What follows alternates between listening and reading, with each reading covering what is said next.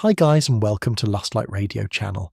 Tonight we begin in a country that speaks warmly of liberty, while your feet sink into mud shaped by bondage. You can almost hear the contradiction before you understand it. A church bell rings somewhere beyond the trees. A wagon creaks along a rutted road. Tobacco leaves hang, drying in the dim air, sweet and bitter at once, in drawing rooms. Men praise rights and independence with polished voices. In yards and fields, black Americans rise before sunrise because somebody else owns the day ahead. What does freedom sound like when it belongs only to some? What does a new republic smell like when sweat, damp wood, river silt, and fear are part of its foundation? So, before you settle into the story, take a moment to like the video and subscribe. And while you are here, tell me your location and local time in the comments. Now, dim the lights and let yourself step into the year 1800 when the morning comes early and nobody asks whether you are ready for it. The air is cool at first, with a thin mist drifting low over the ground, but already the day carries the promise of heat. You stand in a young United States that is proud of its own birth and strangely casual about the suffering that helps sustain it. The country is not yet old, yet it already has habits, and one of its strongest habits is looking away. You see a landscape that is not one place but many. Along the Chesapeake, tobacco farms still dominate broad stretches of land. Farther south, rice fields and indigo country shape the coastal world with water, mosquitoes, and exhausting labour. In towns, ports, and city streets, black Americans haul barrels, clean houses, build walls, cook meals, mend clothes, and move goods that make commerce hum. Some are enslaved, some are free. All live under the shadow of a racial order that grows firmer with every passing decade. The first thing you notice is the sound. Roosters call from yards behind the big house. A child stirs and coughs in the darkness of a cabin. Somewhere, iron taps against wood, somewhere else. A woman hums under her breath, not loudly, just enough to steady herself before the day begins. The ground is damp beneath your shoes. Smoke from last night's fire lingers in your throat. The cabin smell of ashes, coarse cloth, sweat, and cornmeal. The smells are ordinary. That is part of what makes them so heavy. This life is not arranged as an exception. It is arranged as routine. In 1800, nearly 1 million black people live in the United States, and the great majority are enslaved. That fact sits over the nation like a weather system. It shapes where people sleep, how they move, what they eat, and whether they can keep the people they love nearby. It also shapes the country's wealth. Rice, tobacco, and other staple crops do not appear by magic. Roads are not repaired by patriotic speeches. Meals are not served by constitutional theory. Human labour fills the gap between lofty words and daily comfort, and much of that labour is black. You begin to understand time differently here. Your time is not your own. Dawn belongs to work. Noon belongs to work. Evening belongs to work. And night belongs to recovery so that work can begin again. Bells, horns, footsteps, and orders tell you when to move. Even silence can feel like a command. On many plantations, enslaved people rise before the light fully arrives, eat quickly if food is available, and head out to fields or tasks before the dew has burned away. In towns, enslaved workers may be sent to markets, kitchens, docks, or shops. Some are hired out by their enslavers, which sounds almost tidy until you remember that the person earning money may never hold it. You pass from rural road to river landing, and the scene changes without becoming kinder. At the dock, the smell of fish mixes with tar, wet rope, and stale beer. Boats knock softly against wood posts. Men lift cargo with practiced movements while traders inspect invoices and argue over numbers. A black teenager balances a crate against his shoulder and walks carefully across uneven planks. He moves with skill. He moves with caution. He also moves under supervision. Because in this world, even competence is not enough to win trust when the society is designed to withhold it. It is tempting, from a distance, to imagine that the early republic is simple. It is not. Slavery in 1800 takes many forms depending on region, crop, urban life, and local law. On some plantations, gangs of workers labour in groups under close watch. In parts of the Low Country, task systems assign certain amounts of work, though that does not make the labour gentle. In cities, enslaved women may cook, wash, and care for children in households that call themselves refined. Enslaved men may work as blacksmiths, carpenters, coachmen, or dockhands. Their skills can be valuable. Their humanity is still denied. You do not need a whip in every room for a system to be cruel. Sometimes paperwork does the job quite nicely, and there is paperwork everywhere. Bills of sale, estate records, advertisements for runaways, tax lists, shipping logs, wills, inventories. All those quiet documents help turn a person into an asset on a page. A woman may be listed near livestock, tools, and furniture. A child may be valued by age, health, and future labour. It is chillingly ordinary. Historians still argue over how different enslavers imagined their own role, whether they believed their own paternal stories or simply found them convenient. But the records leave little doubt about the central fact. This system treats people as property first and people second, if at all. As you move through the morning, you notice clothing, coarse linen, rough wool, bare feet in warm months, jackets patched again and again.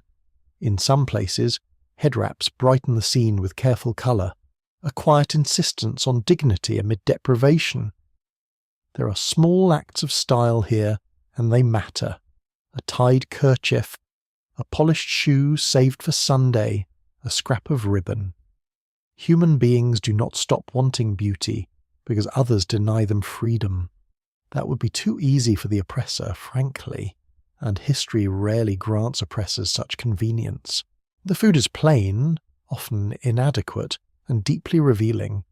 Cornmeal, salt pork, herring, molasses, beans when available, greens from a small patch, perhaps sweet potatoes in some regions. Enslaved families often stretch rations through gardening, fishing, trapping, or careful exchange.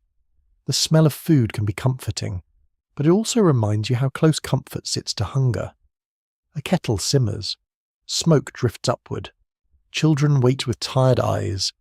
The meal is shared in a hurry because work does not pause for tenderness unless tenderness hides itself inside the pause.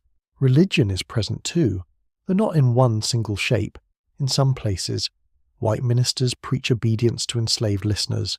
In others, black worshippers gather with greater privacy and create spiritual spaces that carry African memory, biblical language, sorrow, hope, and coded meaning all at once. A song may sound gentle to an outsider and speak quite differently to those inside it. A prayer may ask for heaven while also measuring the distance to earthly justice. There is scholarly debate about how much African religious continuity survived intact in different regions, but no serious observer can miss the creativity with which black communities preserved meaning under pressure. You enter a town street near midday, and the surface of daily life becomes strangely polished. Brick fronts, shop windows, a white child in neat clothes dragging a toy by a string, a tavern sign swaying above the road. Yet beneath this civility lies the same hard structure. Black Americans, free and enslaved, must navigate rules that white citizens barely notice because those rules are made for other people. A free black sailor may carry papers proving his status. A free black woman selling produce may still face insult, suspicion, or sudden restrictions. An enslaved worker sent on an errand may move through public space but never own that movement. Every step can be questioned. Even in the North, where gradual emancipation laws have begun in some states, freedom is uneven and incomplete. Slavery still exists in certain northern places in 1800, and prejudice is hardly a southern monopoly. Free black communities form churches, mutual aid networks, and neighbourhoods. but opportunity is hemmed in by discrimination. You can feel it in the careful posture people adopt, the way they keep documents close, the way one eye always remains on authority. Freedom here is real for some, but it is narrow, watched, and vulnerable. There are also stories that travel by whisper. News of Haiti circulates in fragments, distorted by fear and fascination. Some white Americans speak of revolution there as a nightmare.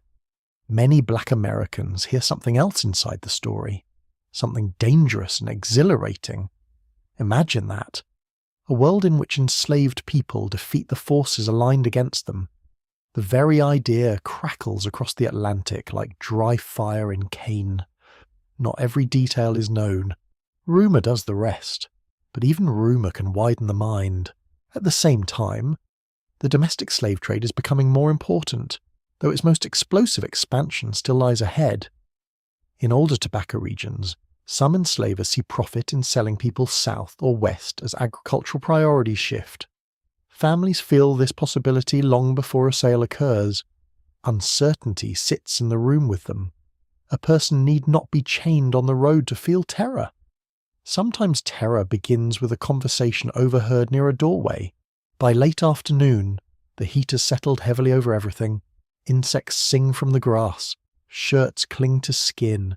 Dust rises along the path and sticks to sweat. Hands ache. Backs stiffen. The body becomes a ledger of tasks performed for someone else's gain. Yet even here, in labour's long shadow, you notice moments that refuse total defeat.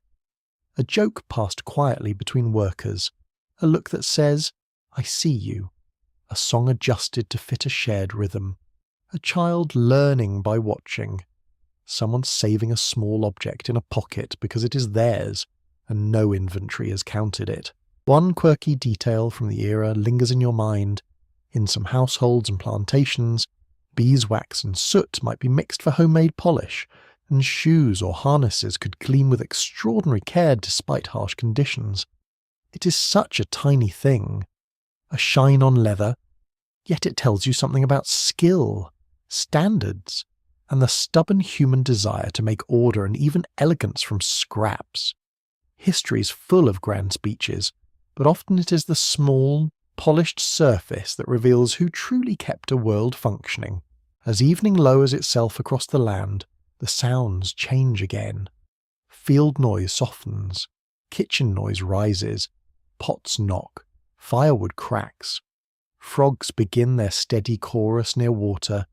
The sky turns copper, then violet. Smoke from many cooking fires drifts together and settles over the quarters like a thin blanket. Tired bodies return to cramped spaces where work is finally interrupted. Though never entirely absent from thought, feet are washed, clothes are mended, children are fed. A story may be told in a low voice. A memory may be protected through repetition. You sit with that dusk for a moment and realize the central strangeness of this American beginning. The nation calls itself new, enlightened, forward-looking, yet the black people within it are forced to carry ancient burdens of unfreedom in a place that congratulates itself on liberty. That contradiction is not a side note. It is one of the main engines of the age. The Republic expands, and slavery expands with it. The language of rights grows louder, and the circle of those rights remains fiercely guarded. Night comes slowly. Crickets take over the soundscape. The air cools by degrees. The stars appear above cabins, docks, alleys, courthouses, and fields without any concern for legal categories below. For a brief hour, the world feels almost tender. Almost. Then you remember that morning will come again, and with it the same bell, the same order, the same theft of time. Still, beneath that burden, life persists. Voices soften, hands rest, breathing slows, in a country learning how to define itself. Black Americans are already enduring the cost of definitions they never chose. By the time the sky turns pale, the day has already made its demands. You feel it in the stiff joints, the dry throat, the hush that hangs over sleeping quarters just before movement begins. Someone shifts on a pallet stuffed with straw or corn husks. A baby gives a small, restless cry. Outside, the ground is cool and slightly wet, and the smell of damp earth rises with the first thin smoke from rekindled fires. Morning in 1800 does not arrive gently for black Americans whose labour is expected, counted, and consumed. You step into a world where work shapes nearly every waking hour. It is not one kind of labour, and that matters. The nation leans on black effort in ways so constant that many white Americans barely notice the dependence. Fields, kitchens, stables, workshops, river landings, laundries, and townhouses all rely on black hands. The labour is often harsh, often skilled, and almost never honoured fairly.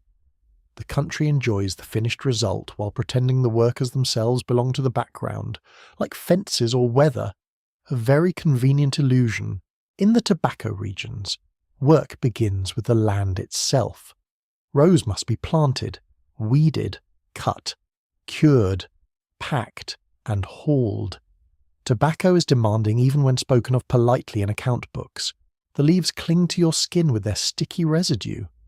The smell is sharp, green, and sour in the fields, then heavier and sweeter inside curing barns.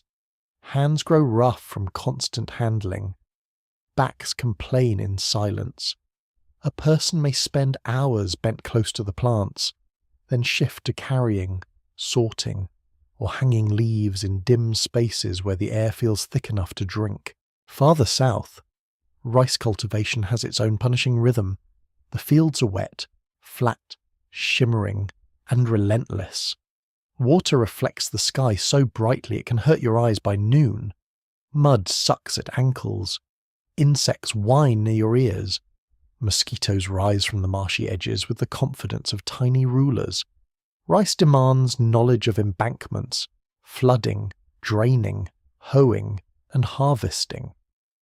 Much of that knowledge comes from African traditions carried across the Atlantic by people who are then forced to use it for someone else's profit. There is a bitter irony there, one so large it can almost feel numb. In coastal areas, some plantations use what historians call the task system. An enslaved worker may be assigned a set amount of labour for the day instead of being driven in a continuous gang from dawn to dusk. On paper, that can sound less brutal. In reality, the task can be severe, and the surrounding conditions can be deadly. People are still compelled to labour, still punished for refusal, still trapped within a system of ownership. Scholars still debate how much room for autonomy the task system allowed in daily practice, because experiences varied widely, but no serious reading of the period turns it into kindness elsewhere, especially in large-scale field agriculture. Gang labour dominates. You feel the rhythm immediately. Lines of workers move together under supervision, their pace determined from outside themselves. The sound is steady and grim. Hoes striking soil. Breath pulling in and out. Orders coming from horseback or from the edge of the field. A child old enough to carry water may follow adults through heat that presses like a hand on the neck. An elderly person who can no longer keep up in the same way may still be given tasks, because under slavery usefulness is measured with pitiless creativity. Yet fieldwork is only part of the story. In towns and cities, black labour is everywhere. You turn into a narrow street and hear the clatter of wheels over stone, the slap of wet laundry against a board, the ring of hammer on iron. An enslaved blacksmith stands before a forge, face shining with heat, sparks lifting into the dark air around him. He shapes horseshoes, tools, hinges, nails, and wagon parts with practiced force. His skill is admired, even profitable. He may be praised as talented while being denied authority over his own time, movement, and wages. That is one of slavery's favourite tricks. It praises the hand while claiming the person. Nearby, an enslaved carpenter planes wood smooth for a cabinet maker. The smell of fresh shavings curls sweetly through the workshop. Boards rasp under the blade. Fine dust settles on sleeves and hair. A cooper bends staves for barrels that will carry flour, tobacco, fish, or spirits across the young republic. A caulker works with tar and rope near the docks. A boatman poles through shallow water. A teamster loads freight for inland routes. In port cities, black sailors and dock workers help connect the American economy to the Atlantic world, even while laws and custom keep many of them under suspicion. Domestic labour fills houses that like to think of themselves as respectable. You pass through a kitchen before sunrise, and heat hits you from the hearth. Ash clings to the bricks, the scent of onions, smoke, grease, and rising bread gathers in the room. An enslaved cook kneads, stirs, chops, tastes, and manages a dozen timings at once. She may know exactly how the household prefers its bread, soup, tea, preserves, and sauces. She may prepare meals elegant enough to impress guests who discuss philosophy at the table. The guests will compliment the host, naturally. The person who made the feast is supposed to disappear into the serving. House servants are often imagined by later generations as living easier lives than field hands. The reality is more complicated. Indoor labour can spare a person some forms of physical strain, but it brings constant surveillance, irregular hours, emotional pressure, and exposure to intimate humiliations. An enslaved maid may sleep lightly because she can be called at any hour. A nursemaid may care tenderly for white children while being denied full care for her own. A coachman may wait in cold rain beside a carriage, polished boots soaking through. A valet may dress another man for public display while having no claim over his own body-in-law. Proximity to comfort is not comfort. Women's labour is particularly broad and often deliberately overlooked. Enslaved women work in fields, kitchens, dairies, laundries, spinning rooms, and nurseries. They haul water, scrub linen, stir kettles, hoe crops, carry children, patch clothing, prepare food, and keep life moving beneath great exhaustion. Their work can be physically crushing and emotionally relentless at the same time. The soap burns the skin, the irons are heavy, the steam in the washhouse catches in your lungs. The river water in winter cuts like glass. Still the laundry must be done because households, like nations, adore cleanliness when somebody else provides it. Children work too, not always in the same way as adults, but early enough to erase any sentimental ideas about childhood under slavery. Small children may gather kindling, scare birds from crops, carry messages, fetch water, fan flies from a table, rock babies, or sort fibres beside older workers. As they grow, labour expectations increase. A little boy learns how to hold a tool correctly because mistakes bring consequences. A girl watches how women shape bread, sew seams, lift kettles, and read moods in an instant. Play exists in stolen pockets, but it does not define the day. Duty does.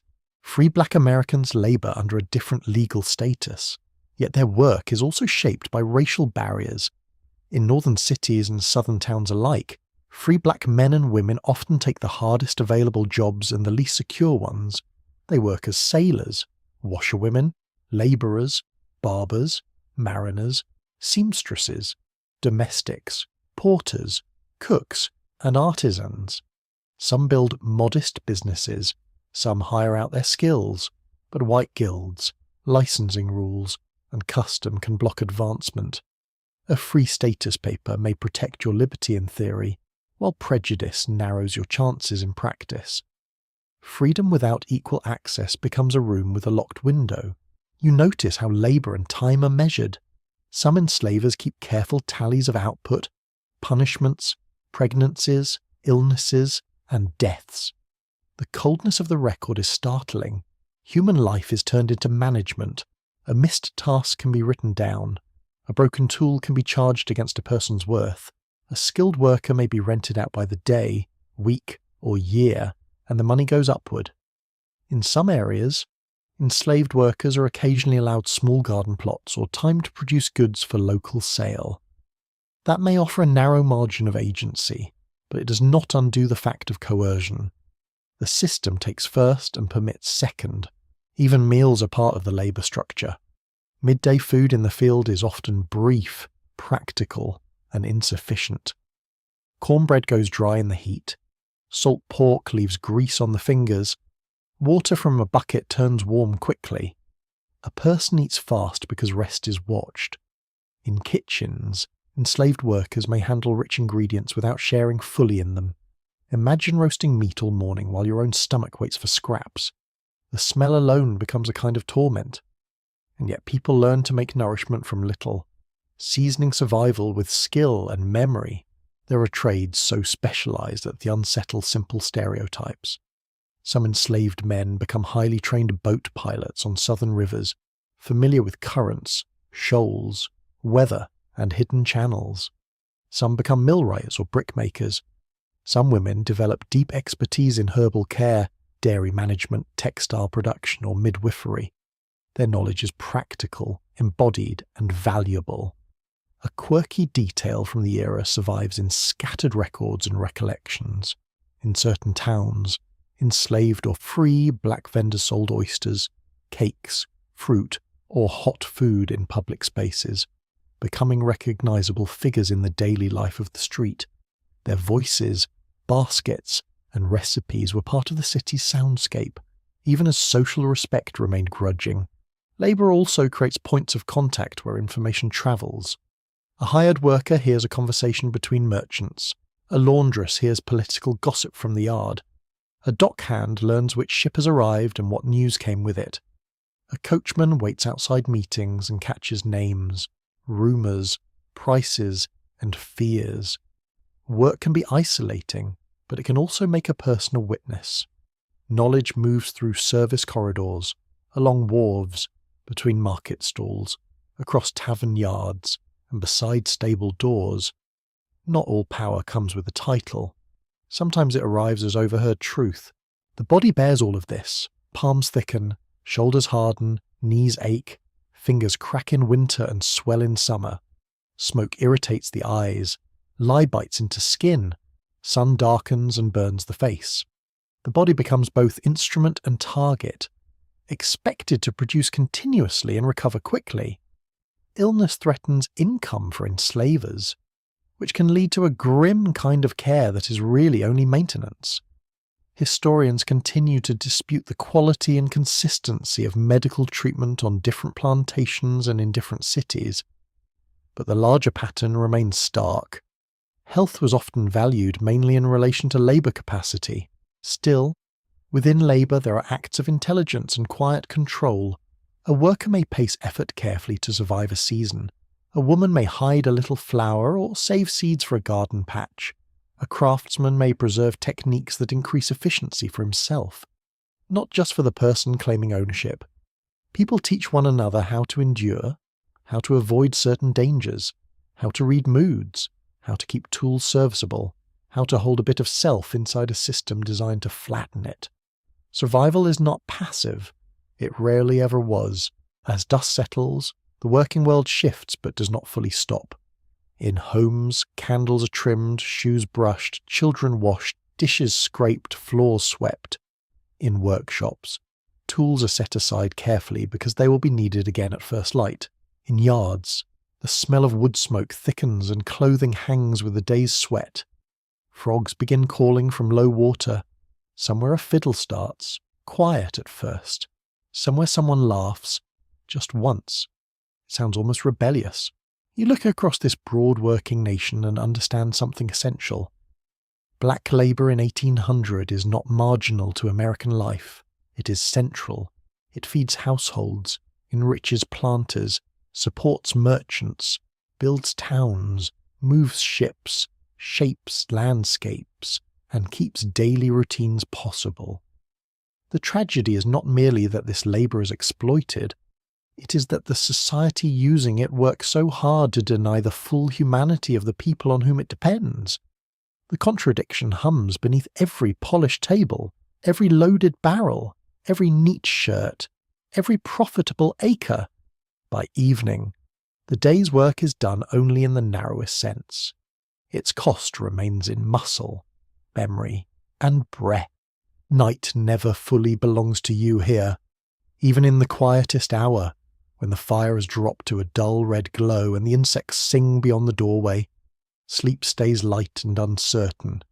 You lie on rough bedding stuffed with straw, dried grass, or old cloth, and every sound seems to ask something of you. A board creaks, a child rolls over and sighs, someone outside clears a throat in the dark. The cabin smells of ash, worn fabric, damp wood, and the faint sourness of sweat that no amount of scrubbing can quite erase after a long day. Home exists, but it must exist under pressure.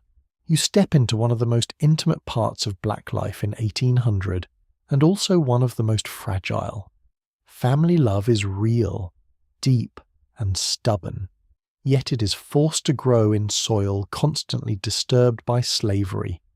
A mother wakes before dawn to stir mush in an iron pot. A father tries to repair a stool with scraps of wood after returning from labour. A grandmother hums a tune while braiding a child's hair by firelight. These gestures are ordinary, tender, and easy to miss in the grand stories of nations. But they are the fibres from which daily survival is woven. The cabin itself is usually small. Sometimes it is a single room. Sometimes it has a loft or partition, though not often enough to grant real privacy. The walls may be made of logs chinked with clay. The floor may be packed earth or rough planks that let in draughts. In winter, cold creeps through every crack and settles in your bones. In summer, the room traps heat and stale air until breathing feels heavy. A few stools, a chest if one is available, maybe a shelf, maybe a kettle, maybe a blanket too thin for the season. That is enough to build a household, though nobody would call it easy. And yet people do build households. That matters. Enslaved people marry, though the law often refuses to honour those unions. They choose partners, care for children, grieve relatives, settle quarrels, tell stories, and form kin networks that stretch across quarters, farms, and nearby plantations. The legal system may not protect these bonds, but the bonds are not imaginary because the law says so. Human attachment has a way of ignoring bad paperwork. Quite rude of it, really, from the point of view of those who would prefer a tidier system of ownership. You watch the first moments of mourning within a cabin. A woman ties a cloth around her hair with practised fingers. A boy rubs his eyes and leans against her skirt. An older girl lifts a gourd dipper from a water bucket and takes a careful drink. Someone breaks yesterday's cornbread into pieces. The room is dim except for the low fire, and each small action feels deliberate because time is short. There may be affection in a hand laid briefly on a shoulder, in the straightening of a collar, in the sharing of the warmest place near the flame. Love here is often compressed into seconds. Children are at the centre of the emotional world, which makes their vulnerability especially cruel. Enslaved children are born into a status determined by their mother's condition, which means slavery reproduces itself through the body of family life. That legal rule shapes everything.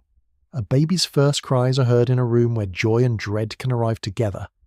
A mother kisses her child's forehead and knows that no legal promise shields that child from sale, punishment, or forced labour in the years ahead. The sweetness of infancy does not cancel the danger surrounding it. It simply makes the danger more painful. You notice how care is shared. Older siblings carry younger ones on tired hips. Aunties, whether by blood or by chosen bond, soothe fevers, comb hair, and watch toddlers when mothers are called away. Elderly women may guard precious knowledge of remedies, births, and household routines. Men, too, when they are allowed time and proximity, carve toys, tell stories, teach boys how to move safely around a horse, or show girls how to patch a leak in the roof with whatever materials can be spared. Families often larger than a narrow legal unit. Under threat, kinship expands. That expansion is necessary because separation always hovers nearby. A debt can bring a sale. A death in a white family can bring an estate division. A change in crops can bring forced transfer. A displeased enslaver can sell a person with appalling ease. You hear this fear in conversation, though rarely in direct, loud declarations. It appears in partial sentences, in glances toward the road, in a mother pulling her child closer when strangers ride up. A person may know exactly how much a cousin fetched at auction 30 miles away. Numbers stick in memory when they are tied to grief. The domestic slave trade is not yet at its 19th century height in 1800, but the threat is already felt with terrible clarity. Families know that markets exist. They know traders move through counties and towns. They know an owner's promise can dissolve under pressure from profit. A man may leave for hired work and return to find his wife gone. A child may wake one morning to discover that an older brother has been sent elsewhere. The road itself becomes frightening, because it can carry news, buyers, deputies, and strangers who look too closely at your household. You step into a sale yard and understand why people dread it. The air smells of horses, leather, mud, and anxious bodies standing too long in one place. Voices rise and fall in bargaining tones that make your skin tighten. A mother keeps her face still because too much visible emotion can be used against her. A child clings until someone pries those small fingers loose. Men examine shoulders, teeth, posture, scars, age. The whole performance pretends to be practical, as if wheat or livestock were under discussion. It is not merely cruel, it is theatrical cruelty, public and rehearsed. Historians still dispute how often enslavers sold people against stated promises to keep families together, because individual records are uneven and self-serving, but the surviving evidence leaves no doubt about the instability of family life under slavery. Some enslavers liked to present themselves as protectors of family order. It made them sound civilized. The actual balance of power tells a blunter story. If one person legally owns another, then every family bond rests on permission that can be withdrawn. Inside the quarters, people respond to this insecurity with planning, memory, and ritual. Names matter. Birth order matters. Who belongs to whom matters.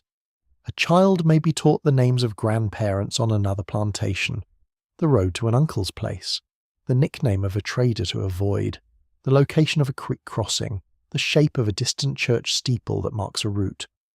These details are practical, but they are also emotional anchors. To name your people is to refuse erasure. It is to say, you're not just what this ledger calls you. Marriage under slavery is tender and precarious at once. Some couples live on the same plantation. Others live apart and maintain what later generations call abroad marriages, visiting when they can, often at night or on limited free time. Imagine the patience required. Imagine walking miles after exhausting labour just to sit beside the person you love for a few stolen hours. The path is dark. Frogs call from the ditches. Branches scratch at your sleeves. Your feet know the road by habit. You arrive smelling of sweat, smoke, and open air. Then morning comes too soon, and the road must be walked again in reverse. There is a quirky detail in some accounts from the era that softens the picture for a brief moment. Children sometimes played with handmade dolls fashioned from corn husks, cloth scraps, or carved bits of wood. A toy like that is humble, almost laughably simple beside the luxuries of wealthy households. Yet it tells you something precious. Somebody made time to shape comfort from leftovers. Somebody cared enough to put a face, or the suggestion of one, into a child's hands. Even in narrow conditions, imagination insists on a corner for itself. Food inside family life carries feeling as much as nutrition. A pot of greens, a bit of smoked fish, ash cake, beans, roasted sweet potato, or molasses on coarse bread can become more than a meal when shared among people who trust one another. The smell of simmering food fills a cabin with a sense of temporary safety. Spoons scrape the bowl. Children lean close. Someone laughs at a joke too quiet for outsiders to hear. Hunger still exists. The ration may still be thin. But the act of sharing transformed necessity into a kind of belonging. Stories matter just as much.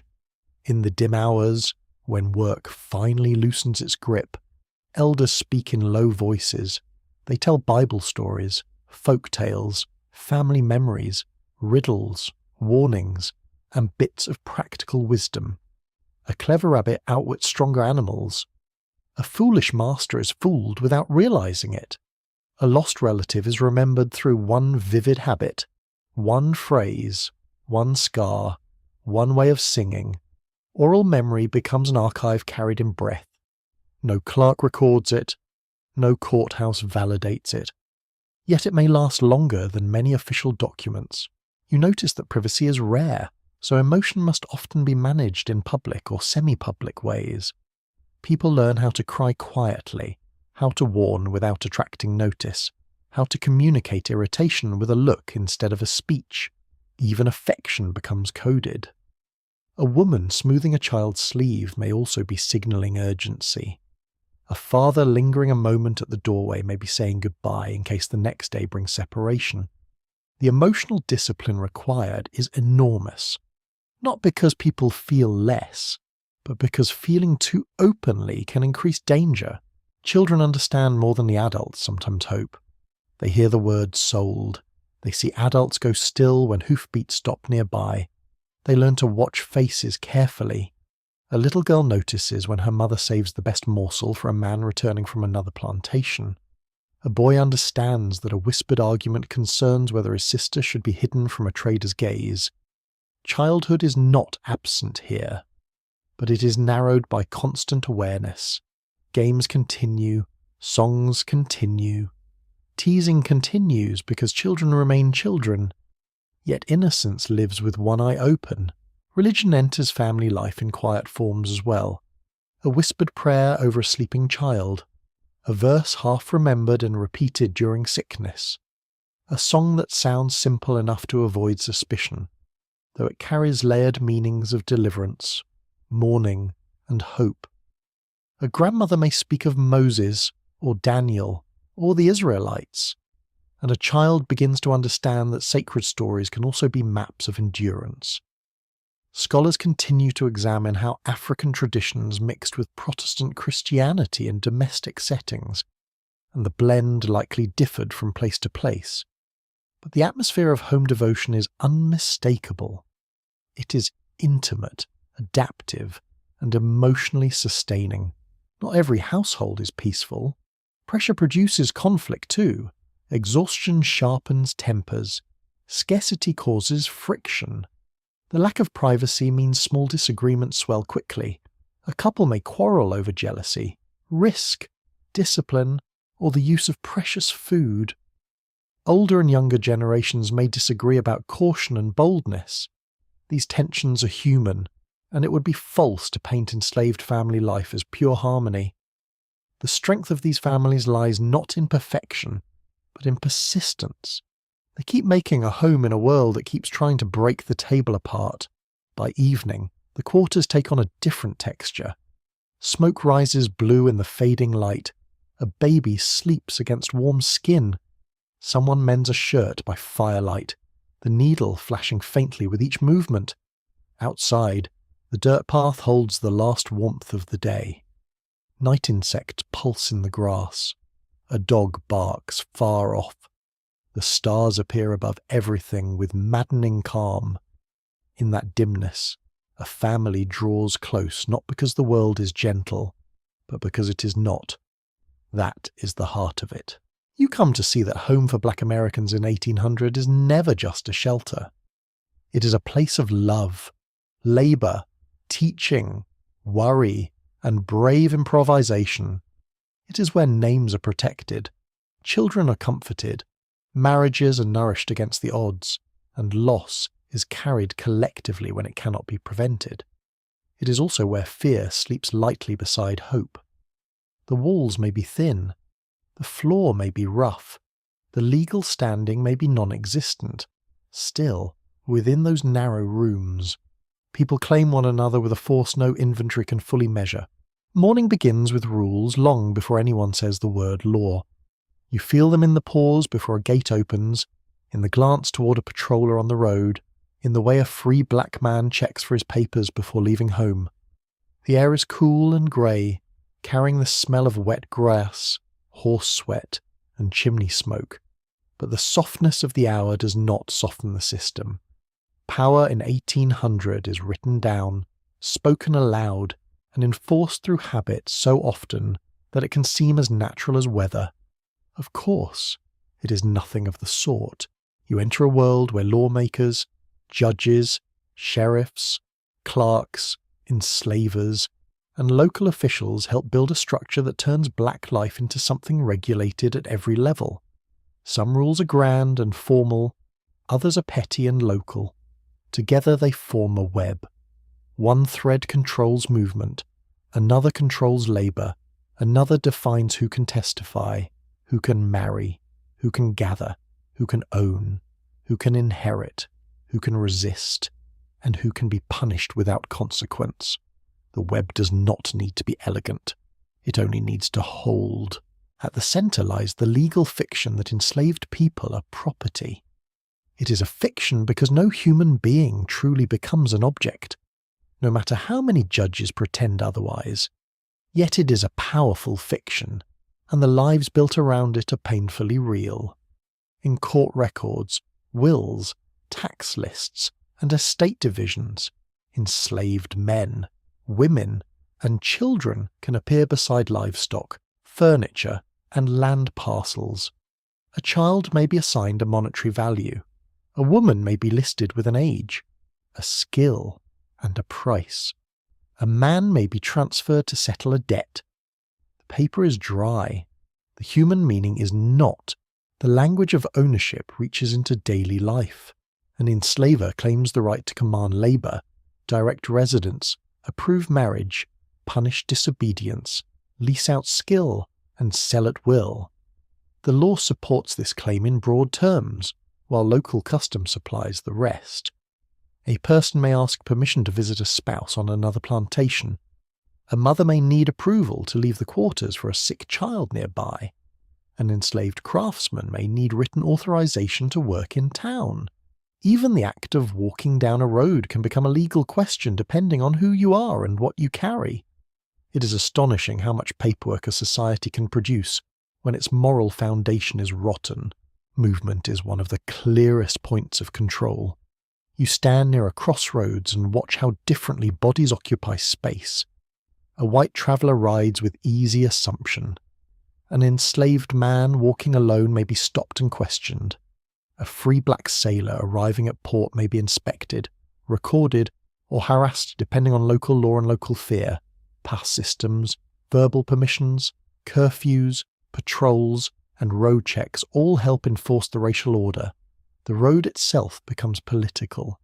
Dust rises under every hoof and footstep, but not everyone is equally allowed to travel through it without explanation.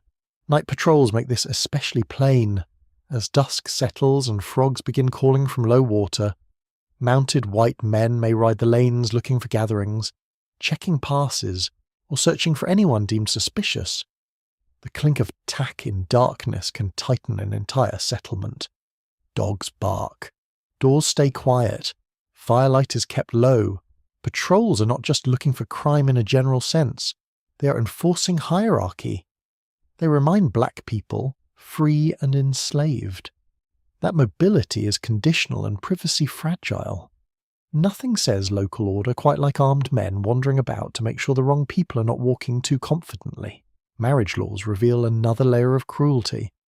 Enslaved couples may form deep and lasting unions, recognized by their communities and sanctified in their own eyes, yet the law usually refuses full protection. Since enslaved people are considered property, family ties remain subordinate to ownership claims. A husband cannot rely on the court to keep his wife from being sold away. A mother cannot use legal standing to secure her children from division in an estate. This is not an accidental gap in the law. It is part of the system's design.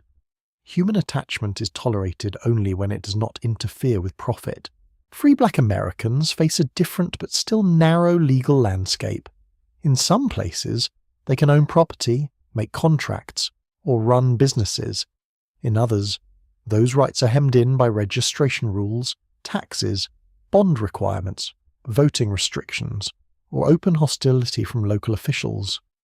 A free black person may have to carry certificates of freedom, prove status repeatedly, or depend on white witnesses to validate what should already be obvious. Imagine the insult of being legally free and still needing paper to persuade strangers that your own body belongs to you. The paper can wrinkle in rain, fade with handling, or be dismissed by someone determined not to believe it. Courtrooms are especially revealing. You step into one and smell ink, dust, wool coats, damp boots, and old wood rubbed smooth by years of hands. The judge sits elevated. Clerks scratch lines into ledgers. Lawyers perform certainty with a polished tone of men who expect to be heard, but whose voice counts here in many places. Black people, especially the enslaved, face severe limits on giving testimony against white people. That means violence can occur in the open shadow of legal silence. A person may know exactly what happened and still be barred from speaking it in the place that claims to value truth. Quite a system. Magnificent. If your goal is injustice with ceremonial furniture, punishment under slavery exists on a spectrum from the constant threat of sale to physical violence, to confinement, deprivation, and public humiliation. Law often gives enslavers wide discretion. Local authorities may intervene only when disorder threatens white interests, not when the suffering itself is severe. That distinction matters. The concern is frequently not mercy, but management. Punishment is meant to discipline labour, deter resistance, and preserve hierarchy. It can be formal, as in court-ordered penalties, or immediate and personal, delivered within the plantation or household. The uncertainty of when punishment will come is part of the punishment. There are also laws concerning assembly and literacy. Though these vary by region and are shaped by local fears, officials worry about meetings they cannot monitor, messages they cannot control, and educated black people who might widen the horizons of everyone around them. Historians still debate how strictly certain literacy restrictions were enforced in different places at the turn of the 19th century, especially before later crackdowns intensified. But anxiety about black communication is already visible. White authorities understand something important even when they refuse to admit it openly. Reading, writing, and gathering can change how people imagine their world. Property law offers one of the coldest windows into the system. Enslaved people can sometimes possess small personal items in practice: a blanket, a pipe, a cooking pot, a ribbon, a carved toy. Though legally these boundaries may be unstable because the person themselves is claimed as property, the absurdity is staggering. You can be denied ownership of your own labour, your own child's future, and even the certainty of your own body, yet blamed for failing to maintain the neat order expected by those above you. Slavery manages to be both greedy and fussy, which is somehow even more offensive. Inheritance law extends the reach of bondage across generations. When an enslaver dies, human beings can be divided among heirs like portions of land or silverware. Families already living with uncertainty may find themselves broken apart by probate. The clerk writes names, the executor nods, the heirs discuss value. Somewhere nearby, people wait to learn whether their household will survive the season. The smell of sealing wax and parchment hangs in the office, and the process appears terribly civil. That civility is one of the era's most sinister qualities. Violence dressed in procedure can look almost respectable from the outside. At the same time, black Americans learn to navigate law with remarkable intelligence. Free black communities know which magistrates are less hostile, which ports require stricter papers, which white patrons might certify status, which churches can witness marriages informally, and which routes avoid patrols. Enslaved people, too, develop a sharp understanding of legal and customary boundaries, even when those boundaries are unjust. Knowing the rules does not mean accepting them. It means surviving them. A person may phrase a request in exactly the right manner, wait for a favourable mood, invoke a past promise, or use one rule to soften another. There is strategy in daily life. Some Black Americans file petitions, contest kidnappings, seek manumission, or use sympathetic intermediaries to push claims into formal channels. These efforts rarely place them on equal footing, but they show that the law is not simply a wall stared at from outside. It is sometimes a hostile maze that people are forced to learn. A free black parent may fight to protect a child from illegal seizure. A sailor may argue for wages owed. A woman promised emancipation in a will may depend on others to make sure the promise is not buried by convenience. The legal system is stacked, but not always airtight. A quirky detail from the era captures this blend of rigidity and improvisation. In some communities, seals, ribbons, folded papers, and careful signatures or marks became objects of enormous emotional importance, not because the paper itself was beautiful, but because it might stand between a person and imprisonment, sale, or abduction. A document carried close to the body could become almost talismanic. Think of that. A folded sheet, creased by sweat, warmed by the chest, guarded like a relic because freedom has been forced into handwriting. Religion and law sometimes overlap in awkward and revealing ways. Ministers may preach spiritual equality while accepting earthly bondage. Churches may recognize black membership while segregating seating or limiting authority. Baptism does not automatically alter legal status. Marriage vows do not guarantee legal marriage. A sacred promise can float above a civil void. This contradiction creates strange emotional terrain. You can be told that all souls are equal before God while every visible institution insists otherwise by noon on Monday. Even the bells seem conflicted. Public markets, taverns, county courthouses, and churchyards all become places where legal status is displayed and tested. A free black woman selling goods must gauge whether a constable is merely passing through or looking for trouble. An enslaved worker in town must keep track of time because a delayed return can be treated as defiance. A black seaman must calculate which harbour is more dangerous for detention. The senses stay alert. You smell ale and manure near the tavern yard. You hear shoes striking courthouse steps. You feel the heat of folded papers in a pocket. Law is not abstract here. It lives in the nerves. There is scholarly uncertainty, too, about how far local enforcement diverged from statute in many regions. Because records often show one thing while lived practice reveals another. A county might have rules on paper that were loosely applied in one decade and tightly enforced in another. One town official might bend a rule for economic reasons, while another might enforce it harshly to make a racial point. This uncertainty matters because it reminds you that black Americans did not live under a single unchanging machine. They lived under a harsh system that could shift from arbitrary leniency to brutal precision without warning. Unpredictability sharpened fear. By late afternoon, the courthouse square begins to empty. Wheels grind over dirt. A clerk closes a ledger. Shadows lengthen across hitching posts and worn steps. The smell of warm paper, dust, and horse leather fades into evening air. Yet the rules made and upheld in such places do not vanish with sunset. They travel home in every guarded movement, every anxious plan, every whispered calculation about whom to trust and which road to take. Power follows people back to their doors. You come away with a hard understanding. In 1800, law for black Americans is rarely a shield and often a weapon.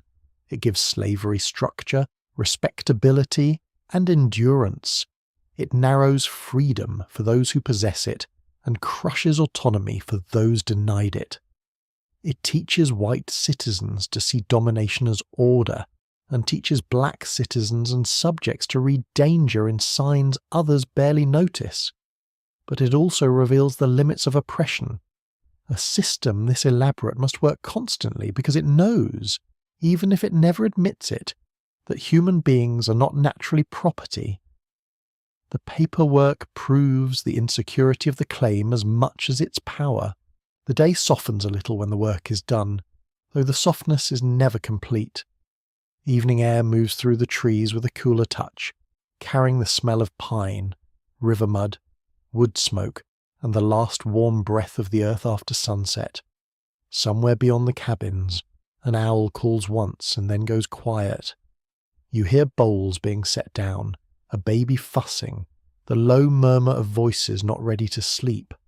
This is the hour when the visible demands of power loosen slightly, and the inner life of a people becomes easier to hear. You enter a world of faith, memory, and quiet endurance. Not the loud kind of endurance that announces itself in heroic poses, but the steady kind that lives in habits, songs, prayers, and the careful passing down of meaning. Black Americans in 1800 are not merely surviving with their bodies, they are preserving worlds in their minds. They are holding on to names, rhythms, sacred stories, healing customs, and fragments of older homelands. Even when everything around them insists they should forget, the first thing you notice is how much happens in low voices. A woman hums while folding cloth. A man speaks a prayer over a child too sleepy to keep his eyes open. Two elders sit near a doorway, their words slow and deliberate, as if memory itself requires room to breathe. There is no grand stage, no polished sermon platform, just breath, darkness, firelight, and people making shelter out of sound. The atmosphere feels intimate, almost hidden, because often it must be. Christianity is present in Black Life by 1800, but it does not arrive as a single neat package. White ministers and enslavers may promote versions of religion that emphasize obedience, humility, and heavenly reward. They prefer a gospel that asks the suffering to be patient and the powerful to remain comfortable. Very convenient theology, that. Yet black worshippers do not simply receive these lessons like blank slates. They interpret, reshape, and mingle them with their own experience. Stories of deliverance, exile, bondage, judgment, and promised freedom carry meanings far larger than white authorities intend. The figure of Moses has particular force. So does the story of the Israelites in captivity. You can feel why without anyone spelling it out. A people held in bondage hears of a people led through danger toward release, and the story enters the blood. A whispered prayer asking for strength may also hold a quiet plea for liberation. A spiritual song about crossing water may sound harmless to one listener and deeply charged to another. Meaning travels in layers. That layered quality becomes one of the great protections of black religious life. At the same time, many African traditions remain alive, though often transformed by displacement and pressure. People carried memories across the Atlantic in more than objects. They carried ways of understanding spirit, community, healing, ancestors, rhythm, and the relationship between visible and invisible worlds. These practices do not always survive in complete or easily recognized forms. Historians still argue over how directly specific African beliefs continued in different parts of the United States, especially because records are fragmentary and white observers often misunderstood what they saw. But the deeper pattern is plain enough. Cultural memory did not vanish on command. You see traces of that memory and movement, in call and response, in the special weight given to dreams, in herbal knowledge, in naming practices, in reverence toward elders, and in the conviction that suffering does not erase dignity. A gathering may include a Christian prayer and an older healing custom without anyone feeling the need to separate them as neatly as a modern scholar might prefer. Life is not arranged by tidy categories here. It is arranged by need, inheritance, and the search for meaning in a violent world. The senses deepen this atmosphere. Firelight flickers against rough walls and makes every face seem both tired and luminous. Smoke curls upward and leaves its taste in the mouth. Bare feet rest on packed earth, still holding a little warmth from the day. The night outside thrums with insects. In the distance, water moves softly through reeds or along a creek bank.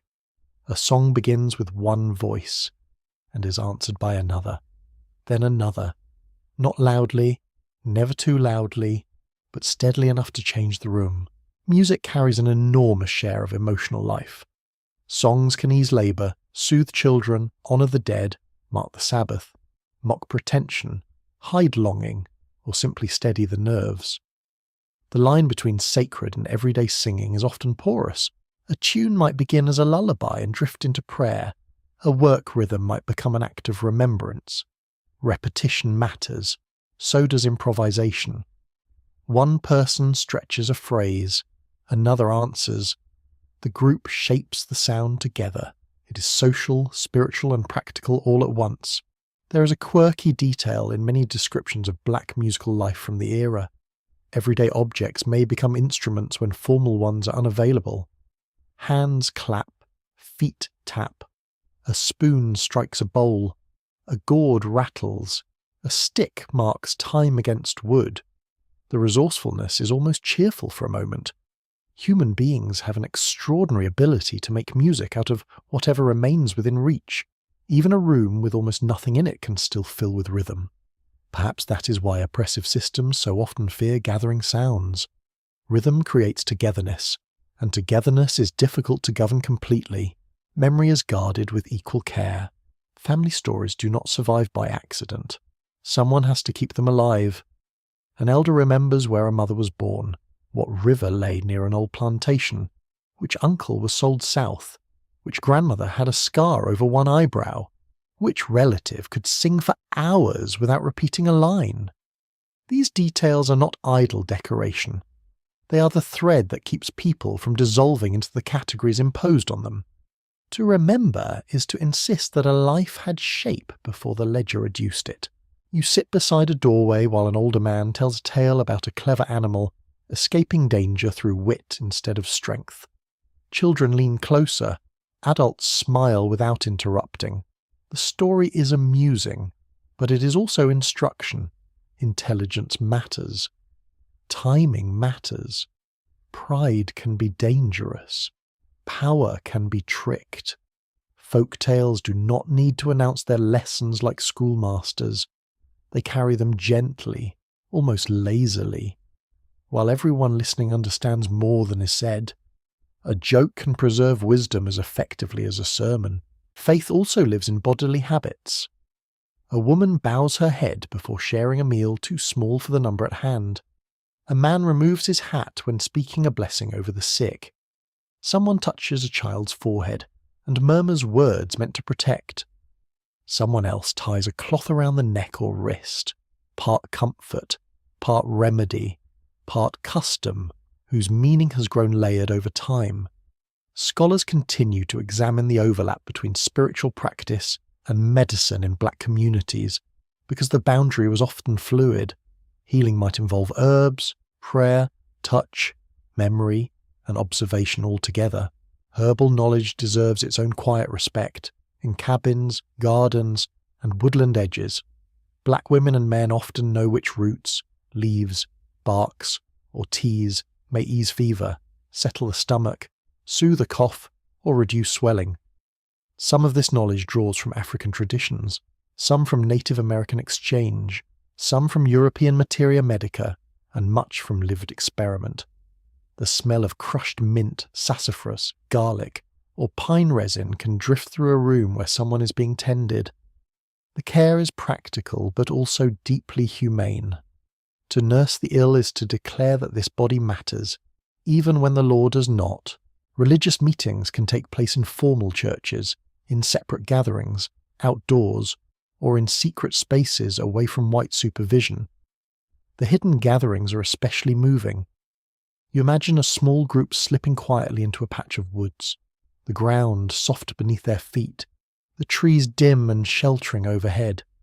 Their voices stay low at first, breath clouds in cool air if the season is cold. Someone begins a prayer. Someone weeps once, briefly, then steadies. The woods hold the sound with a kind of mercy. It is difficult not to feel the power of such moments. Some white observers later describe these meetings with a mixture of curiosity, unease, and condescension. They may notice emotional intensity without understanding its cause. They may see movement, singing, and tears while missing the deep social intelligence inside the gathering.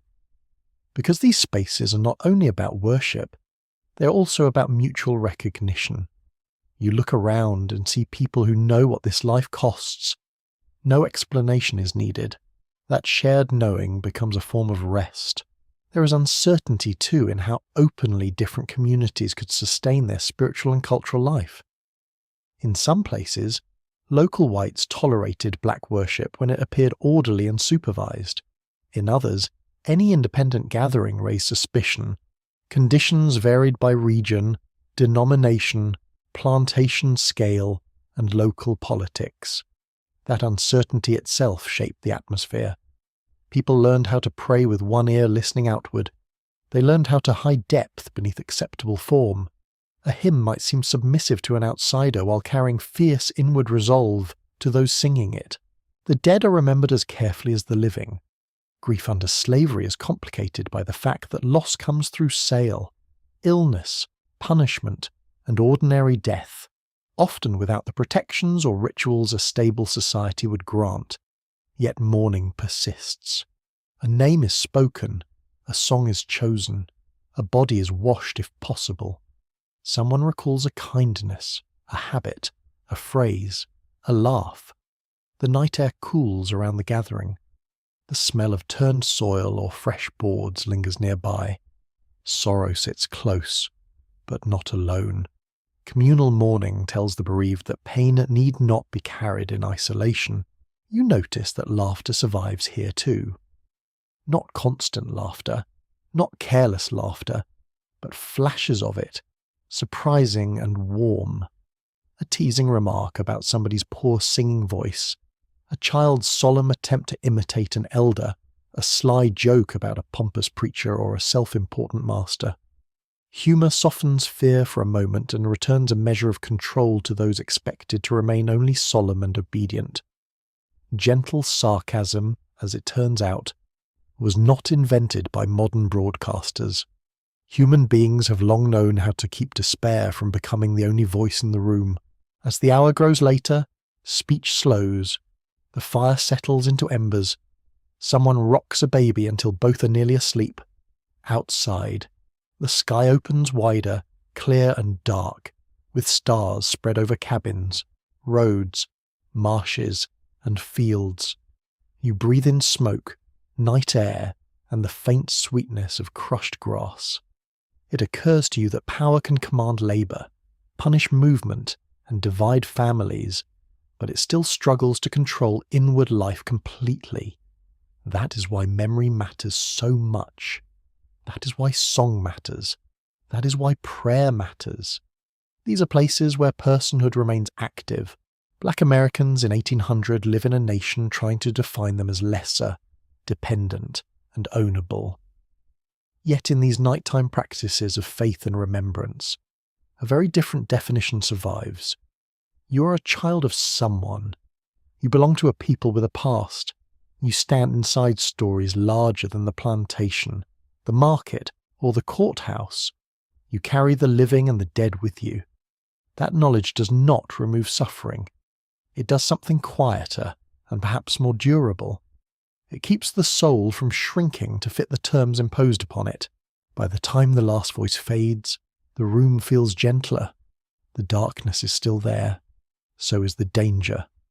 But now the silence has been altered by what passed through it. A prayer whispered, a story shared, a song answered, a memory restored. In a world built to strip life down to labour and price, these acts become a second shelter, one made not of wood or clay, but of spirit, habit, and communal care. And for one more night, that shelter holds. The morning air in a northern port feels different from plantation country. It carries salt, fish, wet rope, coal smoke, and the sharp tang of tar warming on wood. Gulls wheel overhead with rude confidence, crying out above masts and warehouses as if they own the harbour. Men roll barrels across uneven planks. Women hurry through market streets with baskets against their hips. Sailors call to one another from ship to dock. Everything looks busy, public, alive. And yet for free black Americans in 1800, freedom in such places is never a soft cushion. It is more like a narrow ledge. You step into a life that is legally distinct from slavery but never fully protected from it. A free black man can wake in his own bed, open his own door, and still begin the day by proving he has the right to move through the world. A free black woman may earn money through her labour, keep a household, and belong to a community that knows her name, yet still face insult, exclusion, or sudden danger from those who see black freedom as an inconvenience. Liberty exists, that matters deeply, but it exists inside a society determined to fence it in. In 1800, free black communities are growing in several parts of the United States, especially in northern cities and some border areas. Gradual emancipation laws in certain states have opened space, though often slowly and unevenly. Some people are born free, some purchase themselves or are manumitted, some live in families where one person is free and another is not. The result is a world of fragile legal distinctions that can shape everything from where you work to whether you dare travel alone after dark. Freedom is real, but it is constantly asked to explain itself. You walk along a street in Philadelphia, New York, Baltimore, or another bustling town and notice how much depends on papers, witnesses, and reputation. A folded certificate of freedom may sit in an inside pocket, carefully wrapped against sweat or rain. A sailor keeps his documents close while stepping from wharf to tavern yard. A woman selling produce knows which constable likes to ask questions and which merchant can be counted on for decent treatment. Children are taught early to remember names, addresses, and church affiliations because identity may need defending at any moment. A free life develops habits of caution. The city offers possibilities that plantation life rarely does. There are black churches, benevolent groups, mutual aid efforts, and neighbourhoods where familiar faces greet one another at doorways. You hear greetings traded across the street in warm, practiced tones. The smell of bread, stew, wood smoke, and refuse mingles in cramped alleys and open squares. A barber opens his shop. A seamstress bends over fine work near the window light. A mariner returns with news from another coast. A teacher gathers a few children in a modest room. Community forms through routine, and routine gives dignity shape. Churches are especially important. They are not only places of worship, though that alone would matter. They are places where free black Americans can gather, organize relief, celebrate marriages, mourn the dead, and speak with greater authority in their own voices. You sit inside a simple meeting space and hear benches creak as people settle. A child coughs. Someone fans themselves gently in the warmth. The sermon rises, and around it sits a deeper purpose. Here, public black life can breathe. Here, a person is not reduced to a suspicious figure on a street corner, but recognized as a member of a people. Still, even in free communities, safety is never guaranteed. Kidnapping is a constant fear. Free black people can be seized by traffickers, falsely claimed as fugitives, or dragged south with a little chance to defend themselves. The terror lies partly in how plausible the crime is within a slaveholding republic. If blackness itself invites suspicion, then freedom papers become both shield and burden. You may carry proof of liberty and still be vulnerable to a man with stronger muscles, quicker lies, and friends in the wrong office. The danger lurks beneath ordinary errands. You feel that danger most sharply near transportation hubs. Docks, ferries, crossroads, and market roads are full of strangers. Wagons arrive from inland. Ships unload crews and cargo. Taverns hum with rumour, drink, and opportunism. It is easy to disappear a person where movement is constant and questions are few. A free black teenager sent on an errand may be warned not to linger. A parent may watch the road until a child returns in sight. Even in broad daylight, public space can feel thin. as though safety rests on everybody continuing to behave exactly as expected. Work for free. Black Americans is varied but tightly constrained. Many find employment as sailors, labourers, coachmen, washerwomen, domestics, cooks, porters, chimney sweeps, dock workers, and artisans. Some become barbers, caterers, preachers, carpenters, or small traders. Their labour is essential to urban life, yet white employers often reserve the better wages, higher status, and stable apprenticeships for white workers. You can feel the barrier even when it is not written on a sign. A guild shuts its door politely, a customer smiles thinly, a contract fails to appear. Prejudice has many costumes. A free black sailor occupies a particularly complex place. The sea offers mobility, wages, and contact with a wider Atlantic world. News travels quickly aboard ships. Ports connect black Americans to Haiti, the Caribbean, Britain, and other regions where ideas about race, labour, and liberty move in restless currents. But sailors also face danger from impressment, arrest, and racial regulation in port. The deck smells of salt, stale water, tar, and wet canvas. Boots slip on damp boards. Wind snaps the rigging overhead. A man may feel freer at sea than on land, yet still know that one hostile harbour can undo much. Women's free labour carries its own burdens. A free black washerwoman may rise before dawn, haul water until her shoulders burn, scrub linen in soap harsh enough to crack her hands, then carry finished bundles through streets where customers praise the whiteness of the cloth without offering basic respect to the woman who cleaned it. A market woman may stand for hours selling fruit, cakes, or vegetables while fending off insult, bargaining hard and watching for officials who might question her license or presence. Economic independence exists in fragments, earned with exhausting discipline. Domestic service remains common even for the free.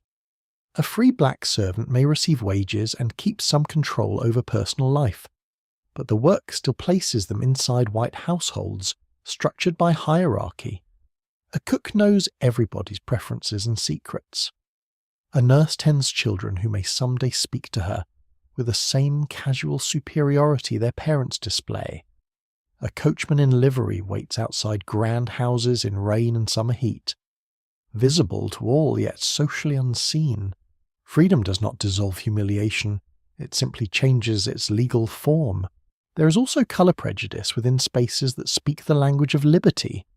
Northern states may celebrate gradual emancipation while restricting black voting, schooling, militia service, housing options, or public accommodations. A free black man may pay taxes while being denied political influence. A family may save carefully for a home only to find white neighbours objecting to their arrival. Children may be pushed into inferior schools, if any are available at all. The contradiction sits everywhere. A nation congratulates itself on progress while working hard to keep black freedom cramped, supervised, and apologetic. One quirky detail of free black urban life adds a flicker of brightness. In several cities, black caterers, cooks, and food sellers gained local renown for their skill, especially at public dinners and celebrations. Imagine that quiet triumph. A white civic event might depend on food prepared by black hands, seasoned with expertise and timing no guest could reproduce. The silver glitters, the candles burn steadily, the room hums with self-importance, and beneath it all stands labour and talent the hosts would rather treat as incidental. History can be so embarrassingly transparent when it tries to hide its dependence. Education becomes a cherished and contested goal. Free black parents want literacy for their children not only as a practical skill, but as a claim to full personhood. Reading opens scripture, contracts, notices, letters, and political argument. Writing preserves family connections and legal proof. You enter a modest schoolroom where the air smells of chalk, wool coats drying by the door, and ink thick in its little bottle. Children murmur through lessons, A slate scratches. A teacher pauses to correct a hand position. The room feels small, but the ambition inside it is enormous. Historians still debate how widespread formal schooling was for free black children in various localities around 1800, because records can be spotty, and the line between organised instruction and informal teaching is not always clear. But there is no doubt about the hunger for learning. It appears in church efforts, mutual aid societies, household tutoring, and the careful saving of books.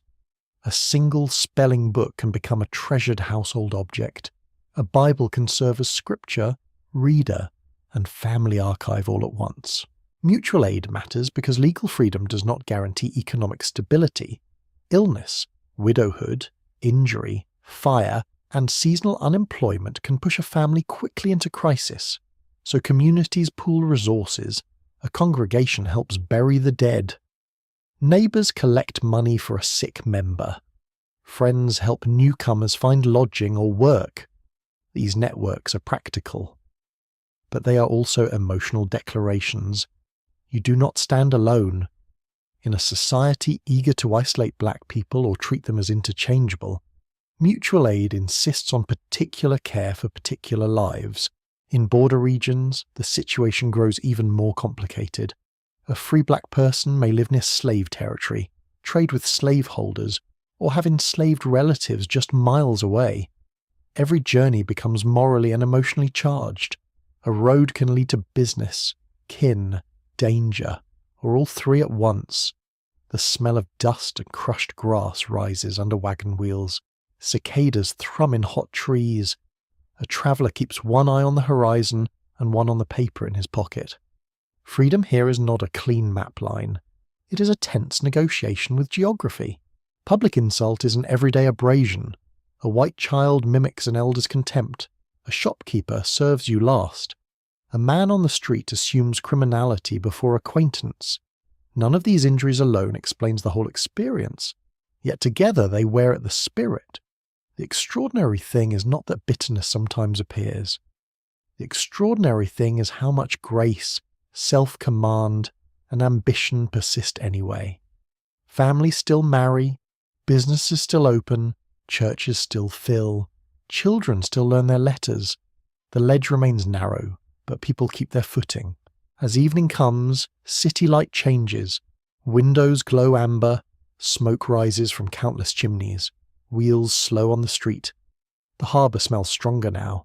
Tide and tar and refuse mingling under damp air. In a free black home, supper is set out with care. Perhaps stew, bread, fish, greens, maybe something sweet if fortune has been kind. Voices relax, shoes are taken off. News is traded from church, market, dock, and alley. A young person reads aloud from a paper or a Bible. A parent listens with tired pride. These are not dramatic scenes by the standards of state papers and military history. They are better. They are evidence of a people building life under constant pressure. You come to understand that free black existence in 1800 is neither a simple triumph nor a mere footnote to slavery. It is its own demanding condition, full of achievement, fear, discipline, and communal invention. Freedom opens space for self-direction, worship, family protection, education, and enterprise. But every gain must be guarded against theft, law, rumour, and racial hostility. The result is a life lived alert, intelligent, and deeply connected to community. On this narrow ledge, people do more than balance. They create a world sturdy enough to carry hope, even while the drop on either side remains painfully visible. Before the sun is fully up, you hear women already moving through the dark. A kettle lid clicks softly against iron. Water sloshes into a bucket. Cloth rustles as someone ties a head wrap with hands that know the motion by heart. The air is cool for a brief moment, carrying the smell of ashes, damp dirt, and last night's smoke. But the day ahead is waiting with its usual lack of mercy. For black women in 1800, labour begins early, stretches long, and rarely arrives alone. Work is braided tightly with care, danger, endurance, and the constant need to read the world correctly. You enter lives shaped by gender as well as race and bondage. Black women are expected to produce labour, absorb hardship, sustain households, and often soothe the very people who rely on their exhaustion. They are seen, watched, judged, and used in ways that differ from men's experiences, though the suffering overlaps in many places. A nation that likes to praise womanhood in soft, decorative language has little interest in extending that tenderness to black women. White ideals of femininity often depend on excluding them. The hypocrisy is not subtle, it is practically furniture. On plantations, black women work in the fields beside men, especially in labour systems that value output over every other human consideration. You walk into a tobacco field or a stretch of newly cleared land and see women hoeing, planting, weeding, carrying loads, and keeping pace under heat that rises steadily from the ground. Their skirts brush dust and leaves. Sweat gathers at the temples and slides down the back. The smell is green, bitter, earthy, and warm. Muscles tighten through the shoulders and the arms. The labour does not become lighter because the worker is female. Slavery is not famous for delicate distinctions when profit is involved. In rice country, the burdens are different but no less punishing. Women wade through wet ground, balance bundles, tend tasks near standing water, and return with mud drying against their calves. Mosquitoes whine around the ears. Sunlight flashes on flooded fields until your eyes ache. Clothing clings heavily in the heat. Some women are pregnant while performing such work. Some have recently given birth. The system notices only when bodily strain threatens future labour or immediate order. Care is measured against utility far too often. That truth sits like a stone in the day. Yet field labour is only one part of women's work. In cabins, kitchens, dairies, washhouses, and yards, black women carry a second world on their backs. They cook meals, scrub floors, patch clothes, haul water, tend gardens, nurse the sick, watch children, card wool, spin thread, and wash linens until their hands split from soap and cold. Domestic labour is sometimes described as lighter than field work by people who have clearly never stood for hours over steam and boiling pots. The wash house alone can feel like a punishment chamber designed by someone with a personal grudge against clean shirts. You step into one such wash space and feel the heat first. It wraps around your face and chest. The air smells of wet cloth, lye soap, smoke, and damp wood. Water hisses. A paddle stirs the load. A woman bends, lifts, rings, scrubs, and bends again. Her forearms are slick with moisture. Her back is tight with effort. Linen has to be boiled, rinsed, beaten, dried, folded, and returned in good order because households that rely on black women's labour still expect polish, neatness, and speed. Respectability, it seems, is something the powerful adore when others sweat to maintain it. In towns and cities, enslaved and free black women alike often work as cooks, laundresses, market sellers, seamstresses, nursemaids, servants, and boarding house workers. Urban labour can offer a little more mobility or cash in some cases, but it also means exposure to relentless scrutiny. A woman carrying a tray of bread through the market must bargain, move quickly, watch for thieves, dodge insults, and return accounts accurately. A domestic servant inside a white home may be summoned at any hour, judged for tiny faults, and blamed for the moods of people who imagine themselves refined. Refinement, rather often, is just cruelty wearing better fabric. Motherhood, under these conditions, is especially heavy. Black women care for children while living under laws and customs that threaten those same children's safety. An enslaved mother knows her child may be sold, punished, or set to labour early. A free mother knows her child may still face exclusion, mockery, or even kidnapping. protection becomes a daily practice of vigilance. You hear it in warnings spoken near the door, in the insistence that a child memorize a route, a church, a name, or a neighbour's face. Tenderness is present, but it rarely gets to be carefree. Pregnancy and childbirth bring their own mix of intimacy and peril. Women give birth in cabins, small rooms, or sometimes under harsher circumstances than anyone should endure. The space is hot, close, and dim. Water is heated. Cloth is set aside. A trusted woman, perhaps a midwife, perhaps an elder with practical experience, guides the labour with calm authority. The smells of sweat, iron, smoke, and herbs fill the room. Pain comes in waves. Support comes in murmurs, touch, and rhythm. Birth is ordinary in the sense that it happens often. It is extraordinary in the courage it demands every single time. Black midwives and healers hold important knowledge in many communities.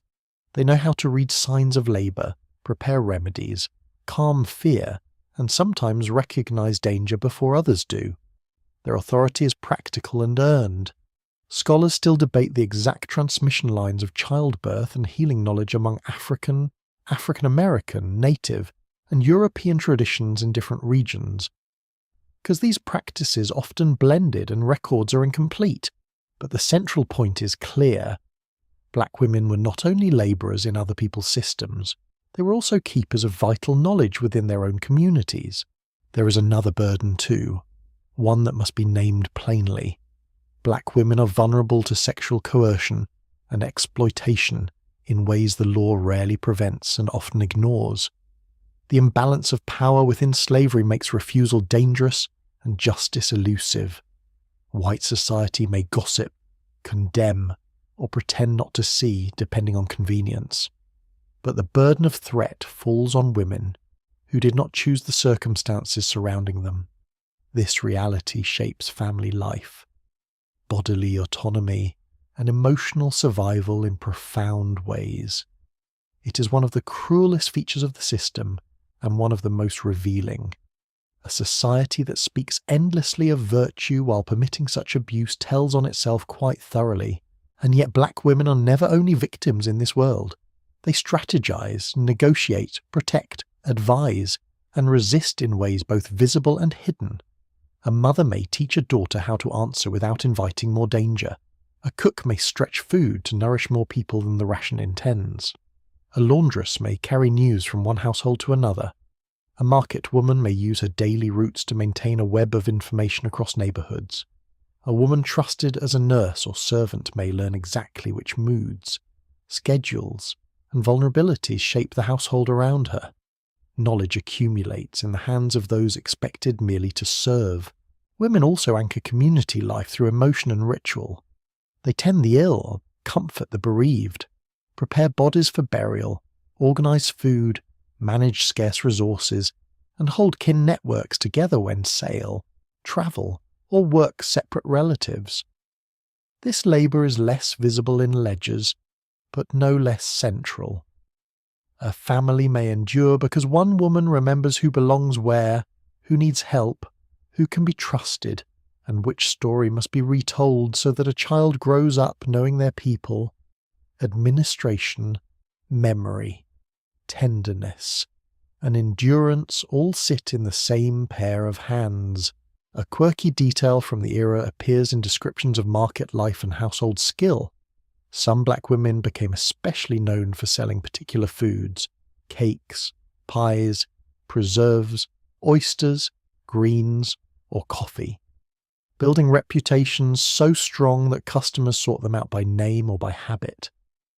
Imagine that little pocket of mastery. A city street wakes up, baskets sway, warm food sends up delicious steam. A voice calls out the day's goods with perfect timing. For a moment, talent speaks louder than status, even if society refuses to reward that fact fairly. Clothing and appearance become another quiet field of self-expression and control. A clean apron, a brightly tied kerchief, a carefully mended sleeve, or a bit of colour in a head wrap can transform the feel of a day. This is not trivial. To care for appearance under harsh conditions is to maintain self-respect in public view.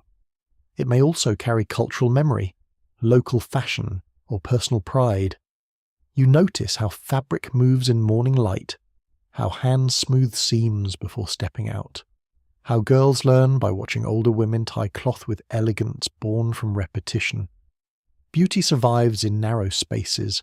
Relationships among black women are full of practical wisdom. An older woman may correct a younger one's posture when carrying a load to save her back. A new mother may be shown how to soothe a baby with rhythm and warmth. A girl entering harder labour may receive warnings too blunt for formal instruction but too necessary to soften. Advice travels while stirring a pot, braiding hair, weeding a row, or folding washed linen. There is affection in it, and steel. Sentiment alone would never be enough. Conflict exists as well, because exhaustion does not produce saints. Scarcity can sharpen tempers. Generational differences can create friction. A woman with slightly more status in a white household may be resented by another doing field labour. A mother may seem strict because danger has made her so. A daughter may long for choices the world does not offer. These tensions are real, but they do not erase solidarity. They make that solidarity more impressive, because it is built by imperfect people under strain rather than by some imaginary chorus of flawless virtue. You also notice that black women often bear the emotional burden of keeping daily life habitable. They make a corner feel like home. They calm children after fear. They preserve recipes, songs, proverbs, remedies, and manners. They mark celebrations when possible and maintain dignity when celebration is not. The smell of cornbread or greens in a small room, the touch of a hand smoothing hair, the quiet authority in a woman's voice during prayer, these things hold a world together. They are not decorative extras. They are part of survival itself. For free black women, the legal condition changes, but not the pressure. A free seamstress may own her labour but still lose customers through discrimination. A widow may support children with washing and cooking while navigating debts, rent, illness, and a city that grants little softness. A churchwoman may help organise relief for others while fearing for her own household's future. Freedom expands the space for self-direction, but it does not remove racial vulnerability. A woman may be respected within her community and still diminished in the eyes of the wider society before she has spoken a single word. As evening arrives, women's work often continues longest. Men may return from the field or dock. Children may drift towards sleep. But a woman is still stirring the pot, checking on the baby, mending a shirt, setting aside tomorrow's meal, rubbing sore feet, or speaking with another woman in low tones near the door. Firelight catches on cheekbones and on the edge of a metal spoon. Outside, crickets pulse in the grass. Inside, the room smells of smoke, soap, cloth, and cooked greens. Fatigue sits heavily, but so does competence. The day did not defeat her. It merely used too much of her strength. You come to understand that black women in 1800 are pressed by a system that demands labour, obedience, fertility, and emotional steadiness, often all at once. Yet they remain makers of family life, protectors of children, holders of knowledge, creators of food and order, and participants in subtle forms of resistance that pass through kitchens, fields, cabins, markets, and wash-houses. Their burdens are immense. Their defiance is often quiet. But quiet does not mean small. Sometimes the strongest force in a hard world is the woman who keeps everyone alive long enough to see another dawn. By the time darkness settles fully across the fields and lanes, the world seems to slow, but it never truly sleeps. You hear frogs pulsing in the low wet places, crickets soaring away in the grass, and the faint creak of a tree branch rubbing in the night breeze. Smoke from evening fires clings to clothing and hair. The dirt path still holds a trace of daytime warmth under bare feet. Somewhere a dog barks once, then stops. This is the hour when power feels watchful, but not all-seeing. And that narrow gap matters more than any grand speech ever could. You step into the quiet realm of resistance. Not the kind that always leaves a monument, a headline, or a carved heroic pose, but the kind that survives in habits, timing, expression, and nerve. In 1800, black Americans resist in ways large and small, risky and careful, hidden and visible. Some acts are dramatic, many are subtle. All of them grow from the same stubborn truth. A human being may be constrained, watched, bought, sold, and threatened, but still refuses to become merely what the system says he or she is. The first thing you notice is that resistance often looks ordinary from the outside. A tool breaks at a convenient moment. A wagon takes longer to load than expected. A message is misunderstood just enough to create delay. A worker moves steadily, but not eagerly. Another preserves energy instead of surrendering every ounce to the pace demanded. These acts can seem tiny.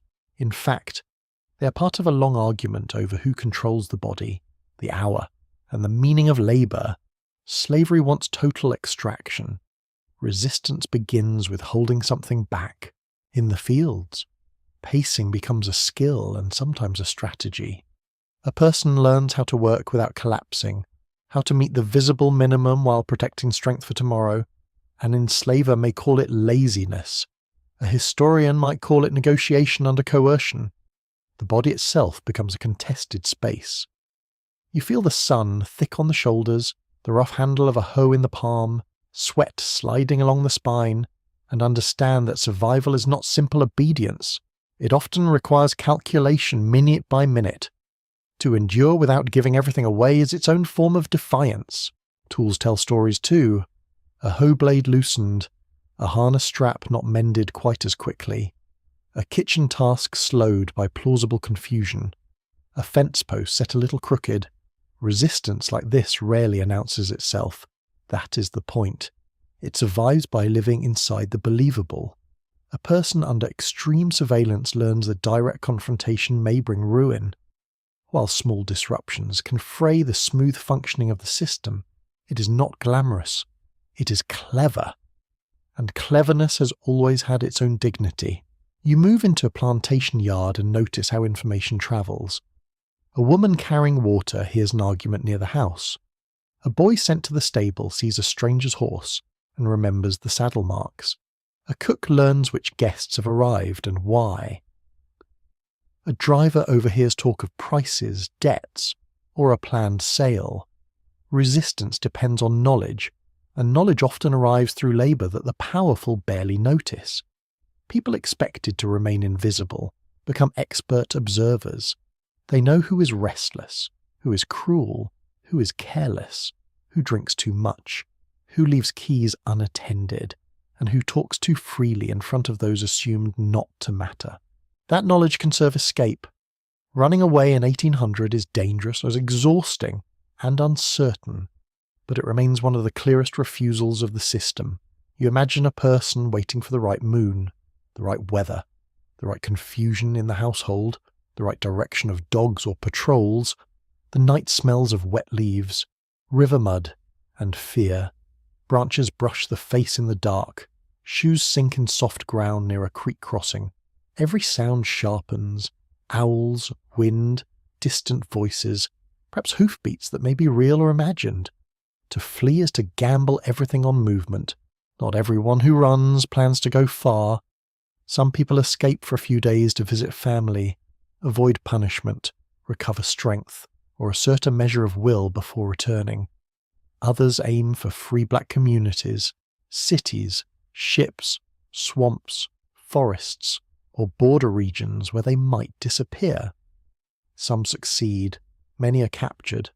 Some live for a time in hidden camps, or survive with help from networks too fragile to leave much trace in the record. Historians still debate how extensive certain early escape networks were before later abolitionist systems became more organized, but there is no doubt that assistance existed in many forms. Human beings rarely face oppression without creating routes, signals, and alliances. Maroon communities, though more common in some regions than others, offer another glimpse of resistance in swamps, remote woods, or hard-to-reach margins. Small groups of self-liberated people sometimes carve out precarious lives beyond direct white control. The conditions can be harsh. Mosquitoes swarm, water stagnates, food is uncertain, shelter is makeshift. Yet the very existence of such places unsettles the slave system. They prove that flight is imaginable. They also prove that some people prefer danger in the wild to safety in bondage, which says rather a lot about bondage. Literacy, where it can be gained, becomes a quiet weapon. A person who can read a pass, a newspaper scrap, a shipping notice, or a Bible verse holds more than words. Reading expands awareness of roots, law, politics, and possibility. Writing preserves names, messages, accounts, and claims. Because of this, even limited teaching can feel subversive. A child traces letters by firelight on a board, in dust, or with a finger on a knee.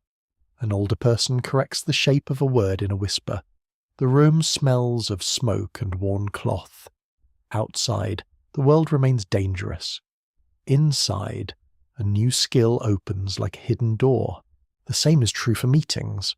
A gathering for worship may also be a gathering for counsel. A social call may carry warnings. A trip to market may include the exchange of names, directions, prices, moods, and rumours.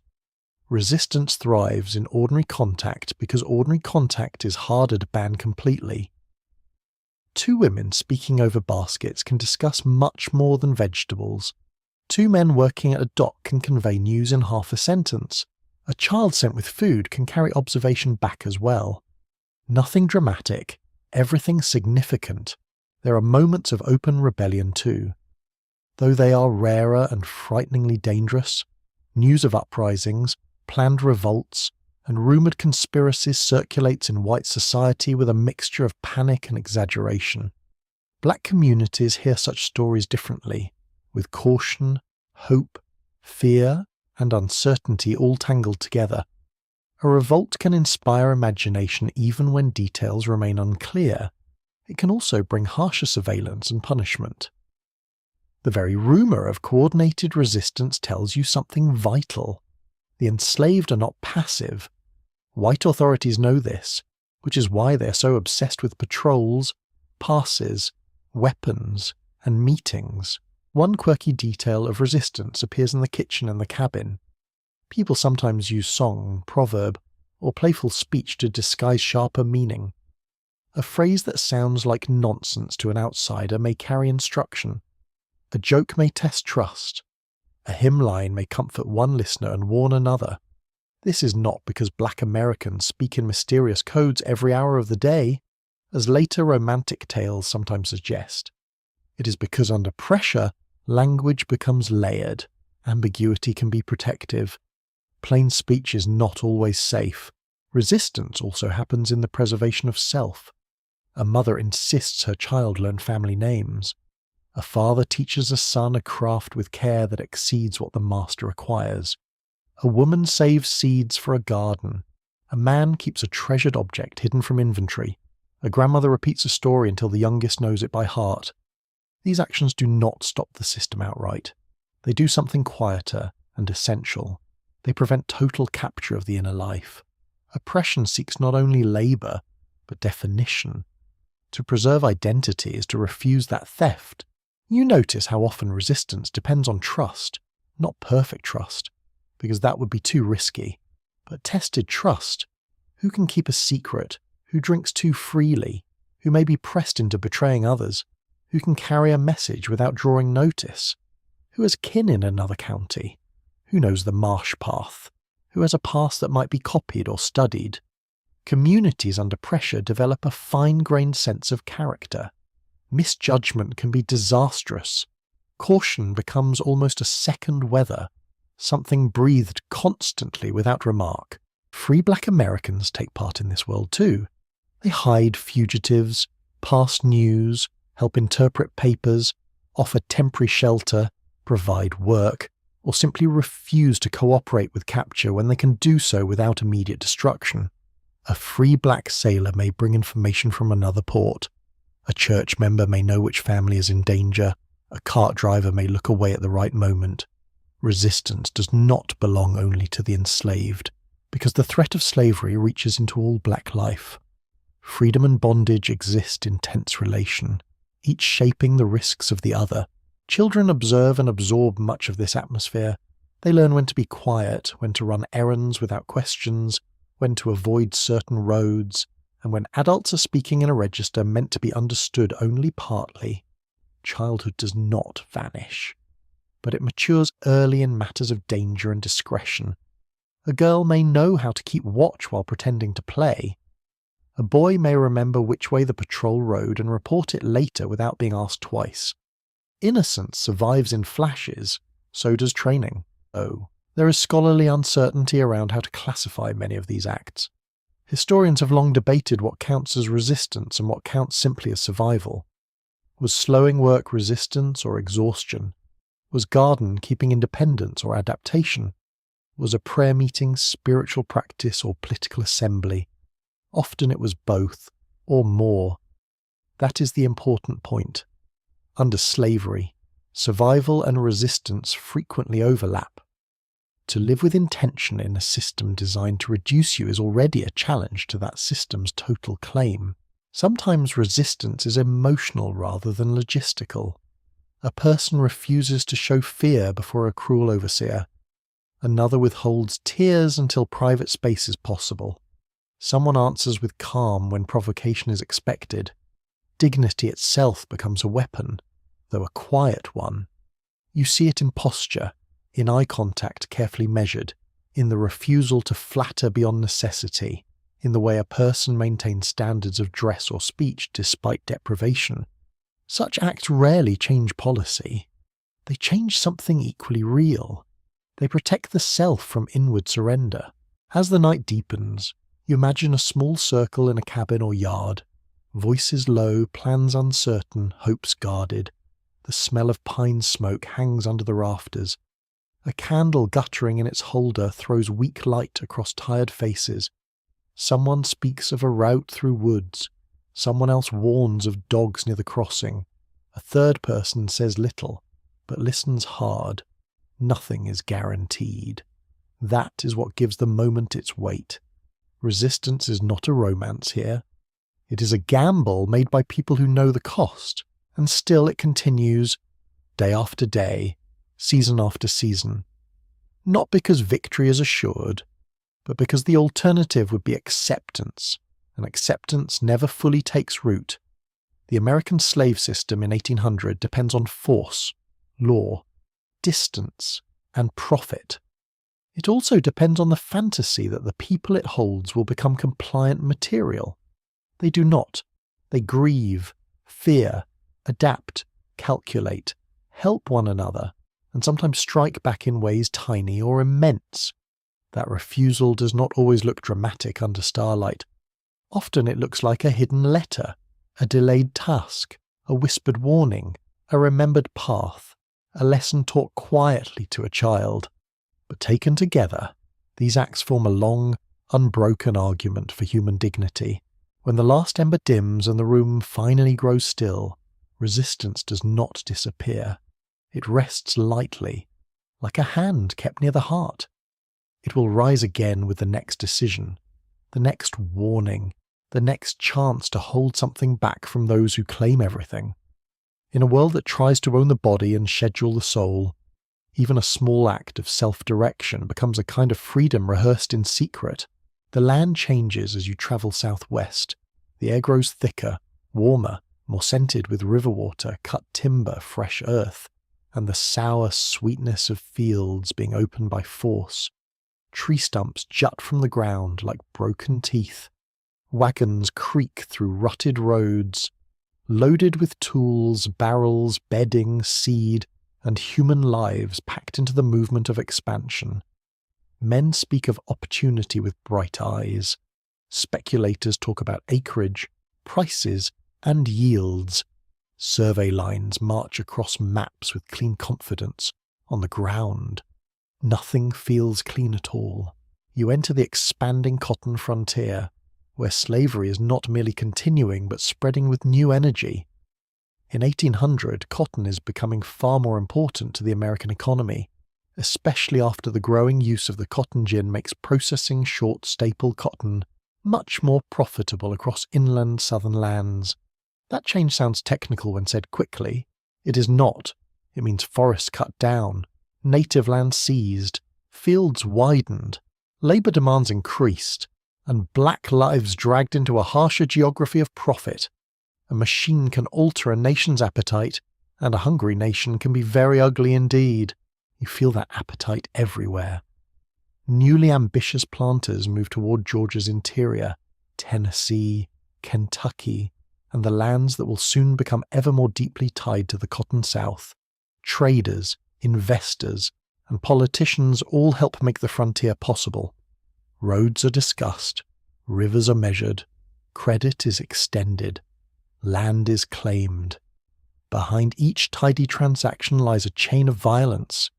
Indigenous dispossession and black enslavement grow together here, each feeding the other. The Republic calls it development. The soil knows better. Cotton itself is a deceptive plant. In the field it can look almost gentle. Low green growth topped later by white fibre that catches the eye with startling brightness under the sun. Up close, it is scratchy, stubborn, and exhausting. The bolls can cut the fingers. The work of planting, hoeing, tending, picking, carrying, and processing stretches across seasons in a rhythm that grips whole communities. The smell of cotton fields in heat is dry and dusty, with a faint green edge underneath. By afternoon, shirts cling with sweat and the air shimmers above the rows. Nothing about the scene suggests comfort unless you are the one counting profits from a shaded porch. This frontier is not only a place, it is a process of forced movement. Enslaved black Americans are transferred, sold, marched, and uprooted as older regions shift their labour priorities and new lands demand workers. Some movement happens through individual sales, some through estate arrangements, some through planters relocating entire enslaved groups west or south. You see wagons loaded with household goods, and walking beside them the people expected to rebuild life in a place they did not choose. Children stumble in dust, women carry infants and bundles, men keep their eyes on the road. The journey itself can last days or weeks, filled with uncertainty and the ache of separation. The domestic slave trade is not yet at its later peak in 1800, but its future direction is already visible. People in older tobacco areas understand that sale southward is becoming more likely. On the frontier, buyers seek labouring bodies suited in their minds to relentless agricultural expansion. This is one of the era's darkest transformations. The young republic is developing an internal engine for moving enslaved people into newly profitable zones, making geography itself part of the machinery of bondage. Distance becomes a weapon. Once moved far enough, kinship ties fray under the pressure of miles, unfamiliar roads, and new ownership. You stand beside a river landing and watch flatboats and smaller craft being prepared for transport. The smell of wet rope, mud, and animal dung mixes with that of fresh sawn lumber. Men shout instructions. Goods are stacked and shifted. An enslaved family waits nearby, not knowing whether they will board together or be divided at the next stop. A little boy grips a carved toy in one hand so tightly his knuckles pale. A woman tries to steady a pot wrapped in cloth while glancing again and again at the trader conferring with another man. Movement here is organised in the language of commerce, but it feels like weather before a storm. New plantations often begin in brutal improvisation. Trees are felled, roots are dug out, cabins are thrown together quickly from logs and mud. Fences rise, swamps are drained or fields marked out. Everything smells raw, green, smoky, and unfinished. You hear axes biting wood from first light, the crash of fallen trunks, the endless insect whine from low places not yet cleared. Black labour is central to all of it. Enslaved people do not simply work existing plantations on the frontier, they build the frontier itself, cutting order into landscapes they have been forced to enter. This labour can be especially punishing because the environment is often unfamiliar and unhealthy. Malaria, fevers, bad water, and physical exhaustion hover over new settlements. A person moved from the Chesapeake to inland Georgia or a lower Mississippi region encounters different heat, different insects, different crops, different expectations, and often a thinner network of kin or community support. The body must adapt quickly or suffer. Historians still debate the exact pace and local variation of cotton's early spread and labour organisation around 1800, since regional transitions were uneven, but the human cost of expansion is not in dispute. Even when the system is still taking shape, the violence is already fully real. Planters speak of the frontier as a place of reinvention. That idea sounds bold when spoken by men with land deeds and credit. For the enslaved, reinvention means being stripped of what little stability existed before. Familiar paths vanish, graves are left behind. Churches, kin, gardens, and remembered trees disappear into distance. Even the sounds change. The frogs have a different rhythm. Birds call from other branches. River currents smell different. A person may lie awake in a new cabin listening to night insects no childhood memory can name. Displacement enters through the senses as much as through law, and yet people begin building life even here. They have to. Gardens are planted beside rough cabins. Children learn new paths. Women exchange remedies for local plants. Men learn the nearby crossings, the lay of the fields, the habits of overseers, and the direction of roads leading to towns, rivers, or swamp edges. New kin ties form between those thrown together by sale and relocation. Community on the frontier is often improvised quickly, out of necessity and shared vulnerability. It may be fragile, but it is not shallow. Hardship can accelerate intimacy. Cotton planters value labour discipline intensely because their profits depend on large, coordinated workforces. That usually means stricter oversight, long field days, careful measuring of output, and growing interest in systems that maximise extraction. You can feel the hardening logic of it. Fields widen, expectations sharpen, whips, threats, sale, and surveillance all stand behind the routine. White ambition on the frontier is often loud, boastful, and future-oriented. Black experience of that same frontier is marked by fatigue, calculation, and the need to preserve humanity within a newly intensified regime of labour. Women bear special burdens in this expansion. They work in the fields while also trying to establish domestic order in raw conditions, caring for children in half-finished cabins, cooking over makeshift hearths, and rebuilding household rhythms from almost nothing. Men too carry impossible loads, clearing land, hauling timber, driving wagons, and navigating the emotional strain of separation and relocation. Children learn the frontier not as adventure, but as command. They gather wood, fetch water, scare birds from crops, and absorb quickly the rules of yet another place where they are not free. A quirky detail from the era survives in travellers and local descriptions of frontier building. Some newly established settlements had cabins where windows were absent or covered only with skins, cloth, or shutters, leaving interiors smoky by night and glaring by day. Imagine that scene. Cotton wealth may one day flow from the land, but for now the people producing it cook in dim rooms where smoke clings to the rafters, and every breeze arrives through gaps in the wall. Prosperity, as usual, appears first in the dreams of owners and last, if at all, in the lived conditions of workers. The frontier also intensifies the connection between slavery and finance. Land purchases are made on credit, crops are pledged in advance. Enslaved people themselves become collateral, counted as assets that support loans and speculation. This financial layer can feel abstract until you remember what it means in practice. A bad harvest, a debt crisis, or a failed venture may turn directly into a sale. Human beings are woven into the nation's credit system. The ledger on a merchant's desk reaches into the cabin at night. Numbers in town can rearrange a family before breakfast. Free black Americans are touched by this expansion too, even when they do not live in the cotton zones. The frontier's growth strengthens slavery's political and economic influence across the Republic.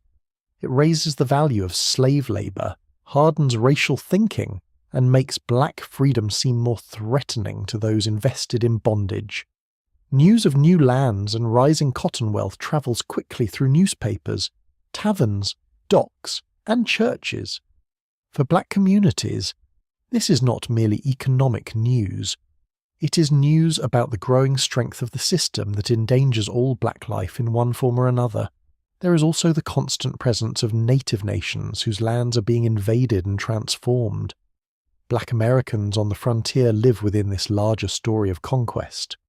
Sometimes there are encounters, exchanges, shared spaces, or mutual observations. Sometimes there is violence, distrust, or forced separation shaped by white power. The details vary by place and people, but the broad truth remains. The spread of slavery into new territories is inseparable from the wider seizure and remaking of indigenous land. The frontier is not empty. It is made empty in rhetoric so that others may profit from filling it. Resistance on the frontier takes new forms. Knowledge of landscape becomes precious. Swamps, cane brakes, river bends, and forest edges offer possible refuge or at least temporary escape. Labour can be slowed when new systems are still disorganised. Overseers unfamiliar with local conditions may be easier to mislead than old hands. Communication networks take time to build, which creates both risk and opportunity. At the same time, isolation can make resistance harder because communities are thinner and punishment more immediate. Every new place is a new puzzle of danger. By evening, the frontier settles into a strange beauty. The sky flares orange over stumps and half-cleared fields.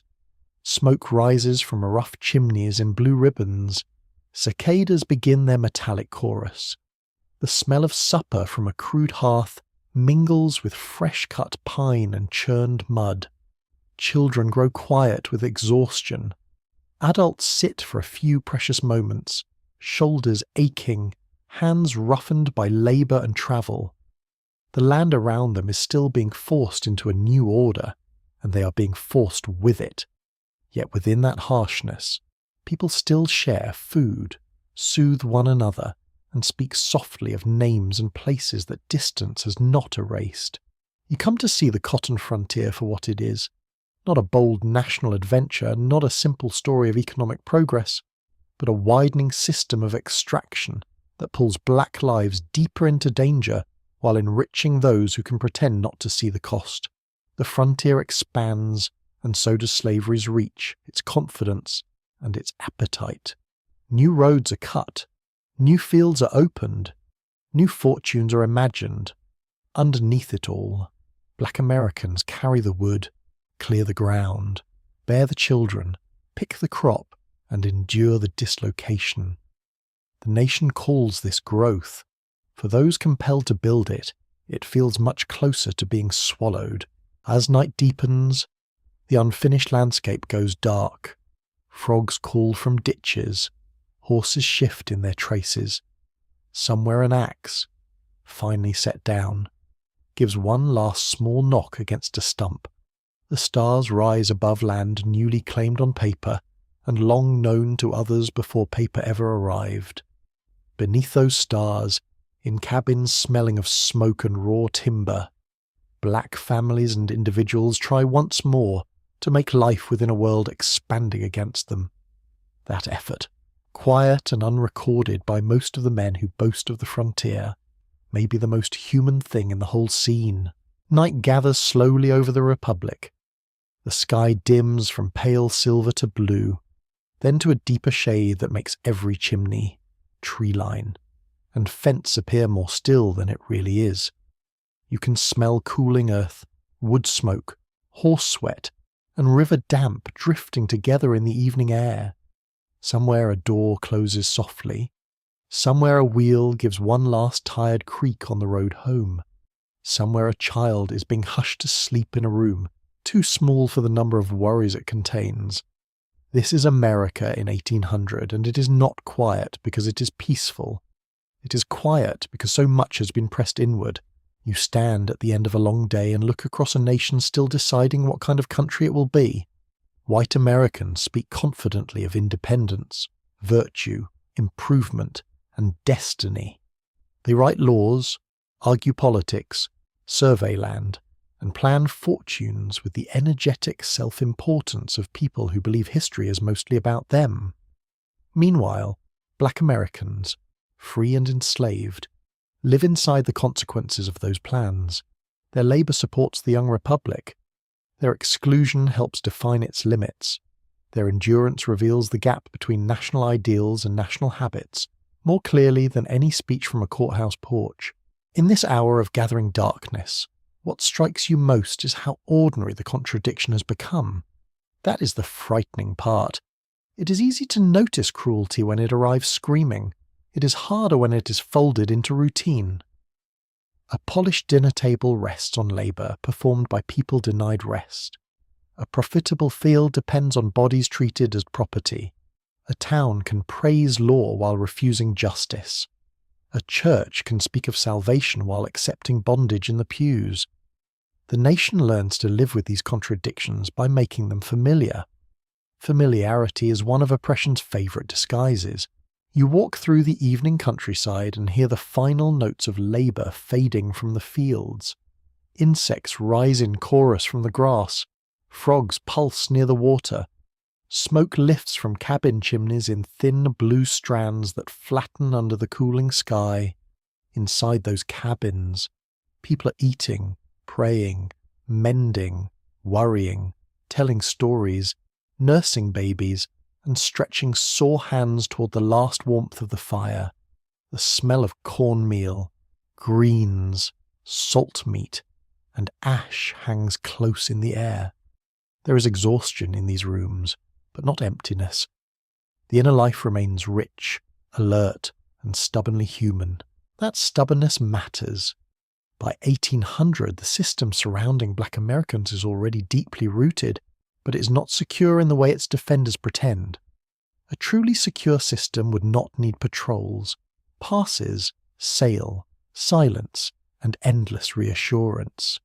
It would not need so many laws explaining who counts, who belongs, who may speak, who may marry, who may move, and who must obey. The sheer amount of effort poured into controlling black life reveals a hidden anxiety at the centre of the Republic. The anxiety is simple enough. Human beings are not naturally meant for ownership, and the nation knows it, even when it refuses to say so aloud.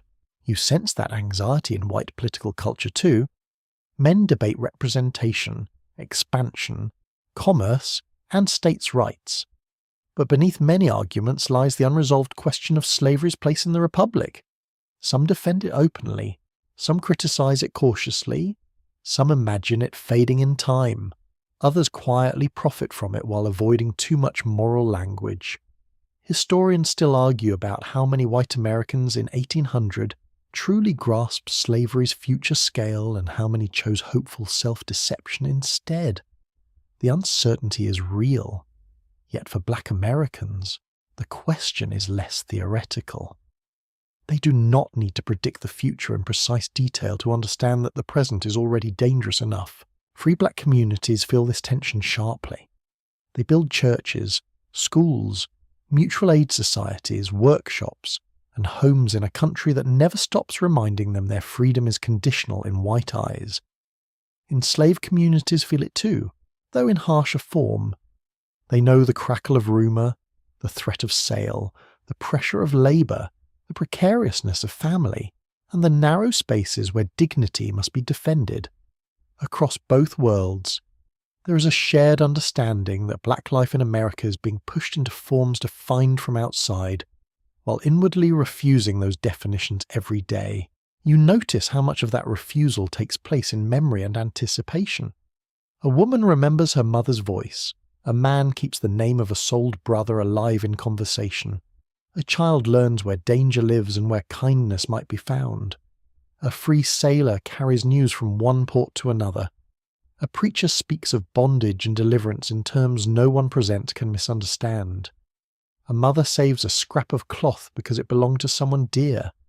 These acts can seem small beside the machinery of law and commerce, yet they carry forward a people's sense of themselves, and that continuity is no small thing at all. There are strange little moments of normality here too, and they almost hurt to witness. A child chasing a chicken through the yard until laughter breaks out. Someone grumbling affectionately about weak coffee or burnt bread. A woman adjusting a head wrap in a bit of polished metal used as a mirror. A man sitting on a step in the evening, rubbing his tired knees and saying very little, because nothing needs saying for a minute. These scenes are not trivial. They reveal the full texture of life. Black Americans in 1800 are not only suffering figures in a national tragedy, they are also parents, workers, believers, jokers, neighbours, lovers, healers, and thinkers whose humanity keeps overflowing the boxes built to contain it. And yet the danger remains close. It rides the road. It sits in ledgers. It stands in courtrooms. It enters homes through debt, law, and custom. It appears in the buyer's glance, the constable's question, the patroller's horse, the judge's silence, the employer's refusal, the churchman's compromise. Danger is not always loud. Sometimes it arrives as a signature on a page or as a rumour carried in a low voice from one yard to another. A family may be calm at supper and living in a different condition by the next week. The fragility of security shapes the emotional climate of the age. The Republic itself is growing, and that growth darkens the horizon. Land hunger pushes outward. Cotton rises. Internal trade in human beings begins to stretch longer shadows. White wealth, white ambition, and white political confidence increasingly bind themselves to systems of black labour. It would be comforting to imagine that the nation stands on the edge of moral correction. Comforting? Yes. Accurate? No. The truth is less soothing. Many of the forces shaping 1800 are moving toward deeper entrenchment, not release. That is part of what makes black endurance during this era so astonishing. People go on making life while the country makes bondage more profitable and more expansive. A quirky detail from the age lingers in the mind with peculiar force. In some households, precious papers, a freedom certificate, a church note, a letter, a receipt, might be wrapped in cloth, tucked into a Bible, hidden in a chest, or carried close to the body as if it were a sacred object. The paper might be stained by sweat, smoke, or rain. It might be folded and unfolded until the creases nearly split. Think of all the hope and fear stored in such a small thing. An entire claim to personhood could be pressed into a rectangle of inked fibres. The Republic, for all its grand language, often reduced justice to the condition of the piece of paper. Still, even paper has limits. It cannot contain grief properly. It cannot measure longing. It cannot fully describe the atmosphere of a cabin after dark when a family sits close because they do not know what the next season will bring. It cannot hold the sound of a song sung softly enough to avoid attention, but clearly enough to soothe a room. It cannot account for the exact look between two people who understand one another under pressure. The written record preserves much, but the living world always spills beyond it. That is fortunate. Oppression relies heavily on documentation. Humanity relies on more than that. You begin to see that the future struggle for black freedom will not rise from nowhere. Its roots are already here in 1800, though often in forms too quiet for official history to admire at first glance. They live in mutual aid, in family loyalty, in worship, in literacy, in skilled labour, in fugitivity, in humour, in careful self-presentation, in the building of institutions, and in the refusal to let the slaveholders' language become the only language available. A people do not endure such pressure for generations without also producing thought, discipline, and moral clarity of their own. Some white Americans notice parts of this and respond with unease. Free black success can provoke resentment. Black worship can provoke suspicion. Black literacy can provoke alarm. Black mobility can provoke legal tightening. The response reveals much. Power becomes most anxious when it sees the humanity it tried to manage functioning too well outside its preferred script. A black schoolroom, a black church, a black market woman with regular customers, a black artisan known for excellence. These are not merely social facts. In the eyes of a society invested in hierarchy, they are unsettling evidence. And so the night settles over a nation teaching itself how to live with contradiction, while also teaching black Americans how much strength daily life will require. The stars emerge above plantations, city alleys, wharves, courts, roads, and frontier cabins without taking sides. Crickets fill the pauses between human sounds. Firelight flickers against rough boards. Hands finally rest, though not deeply.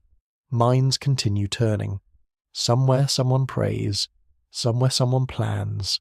Somewhere someone mourns in silence because there is no safe place for loud grief. Somewhere someone dares to imagine a child growing old in freedom, even if that thought feels almost too dangerous to hold for long. This is the emotional truth of the hour. There is no broad national comfort to offer, no easy reassurance. The world black Americans inhabit in 1800 is intimate and immense at once, full of touch, smell, labour, memory, threat, tenderness, and guarded hope. It asks impossible things of ordinary people, yet ordinary people keep answering with extraordinary endurance. A mother feeds her children. A father walks a hard road to see his family. A free woman earns money and guards her papers. A preacher shapes language into shelter. A child learns names that the law does not honour. A worker saves a little strength. A singer lifts a room. These acts do not overturn the Republic by morning. They do something slower and in some ways more profound. They keep alive the people who will one day force the nation to confront itself. By the late hour, the sounds are fewer now. A last murmur near the hearth, a creaking rope at the well, the faint rustle of someone turning in sleep. Cool air slips through cracks in the wall and brushes tired skin. Ash settles. The smell of smoke softens. In the darkness, the Republic's great claims fade for a moment, and what remains are bodies breathing. Families gathered as closely as circumstances allow, and the silent dignity of people who have endured another day in a country not yet willing to see them fully. You linger there a while, not to search for triumph where none yet exists, but to witness the steadiness of life under strain. History often races toward battles, elections, and famous declarations. But here, in the dark between one hard day and the next, you find something equally important. You find the groundwork of persistence. You find the discipline of surviving without surrendering the inner self.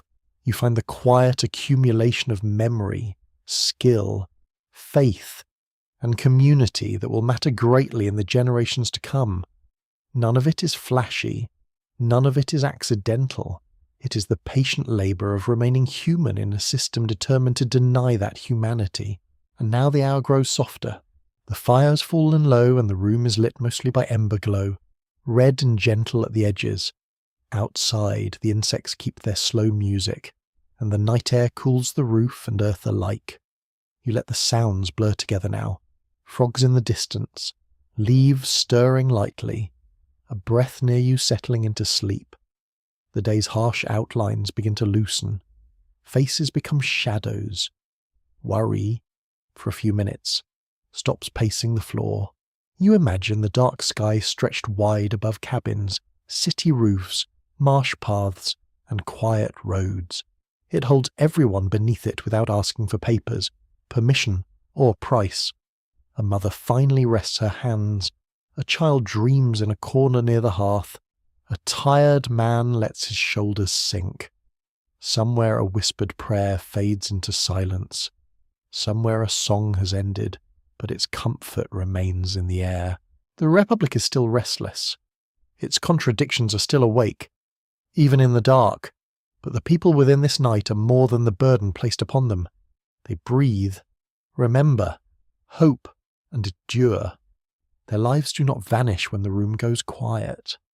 They gather inward, warm as coals under ash, waiting for morning without being defined by it. So you let the scene dim slowly, the smoke thins, the stars stay high and calm, the ground cools, the last voices fade, and in that soft darkness, with history itself growing distant and hushed, you allow the night to close gently around the living, the lost and the remembered.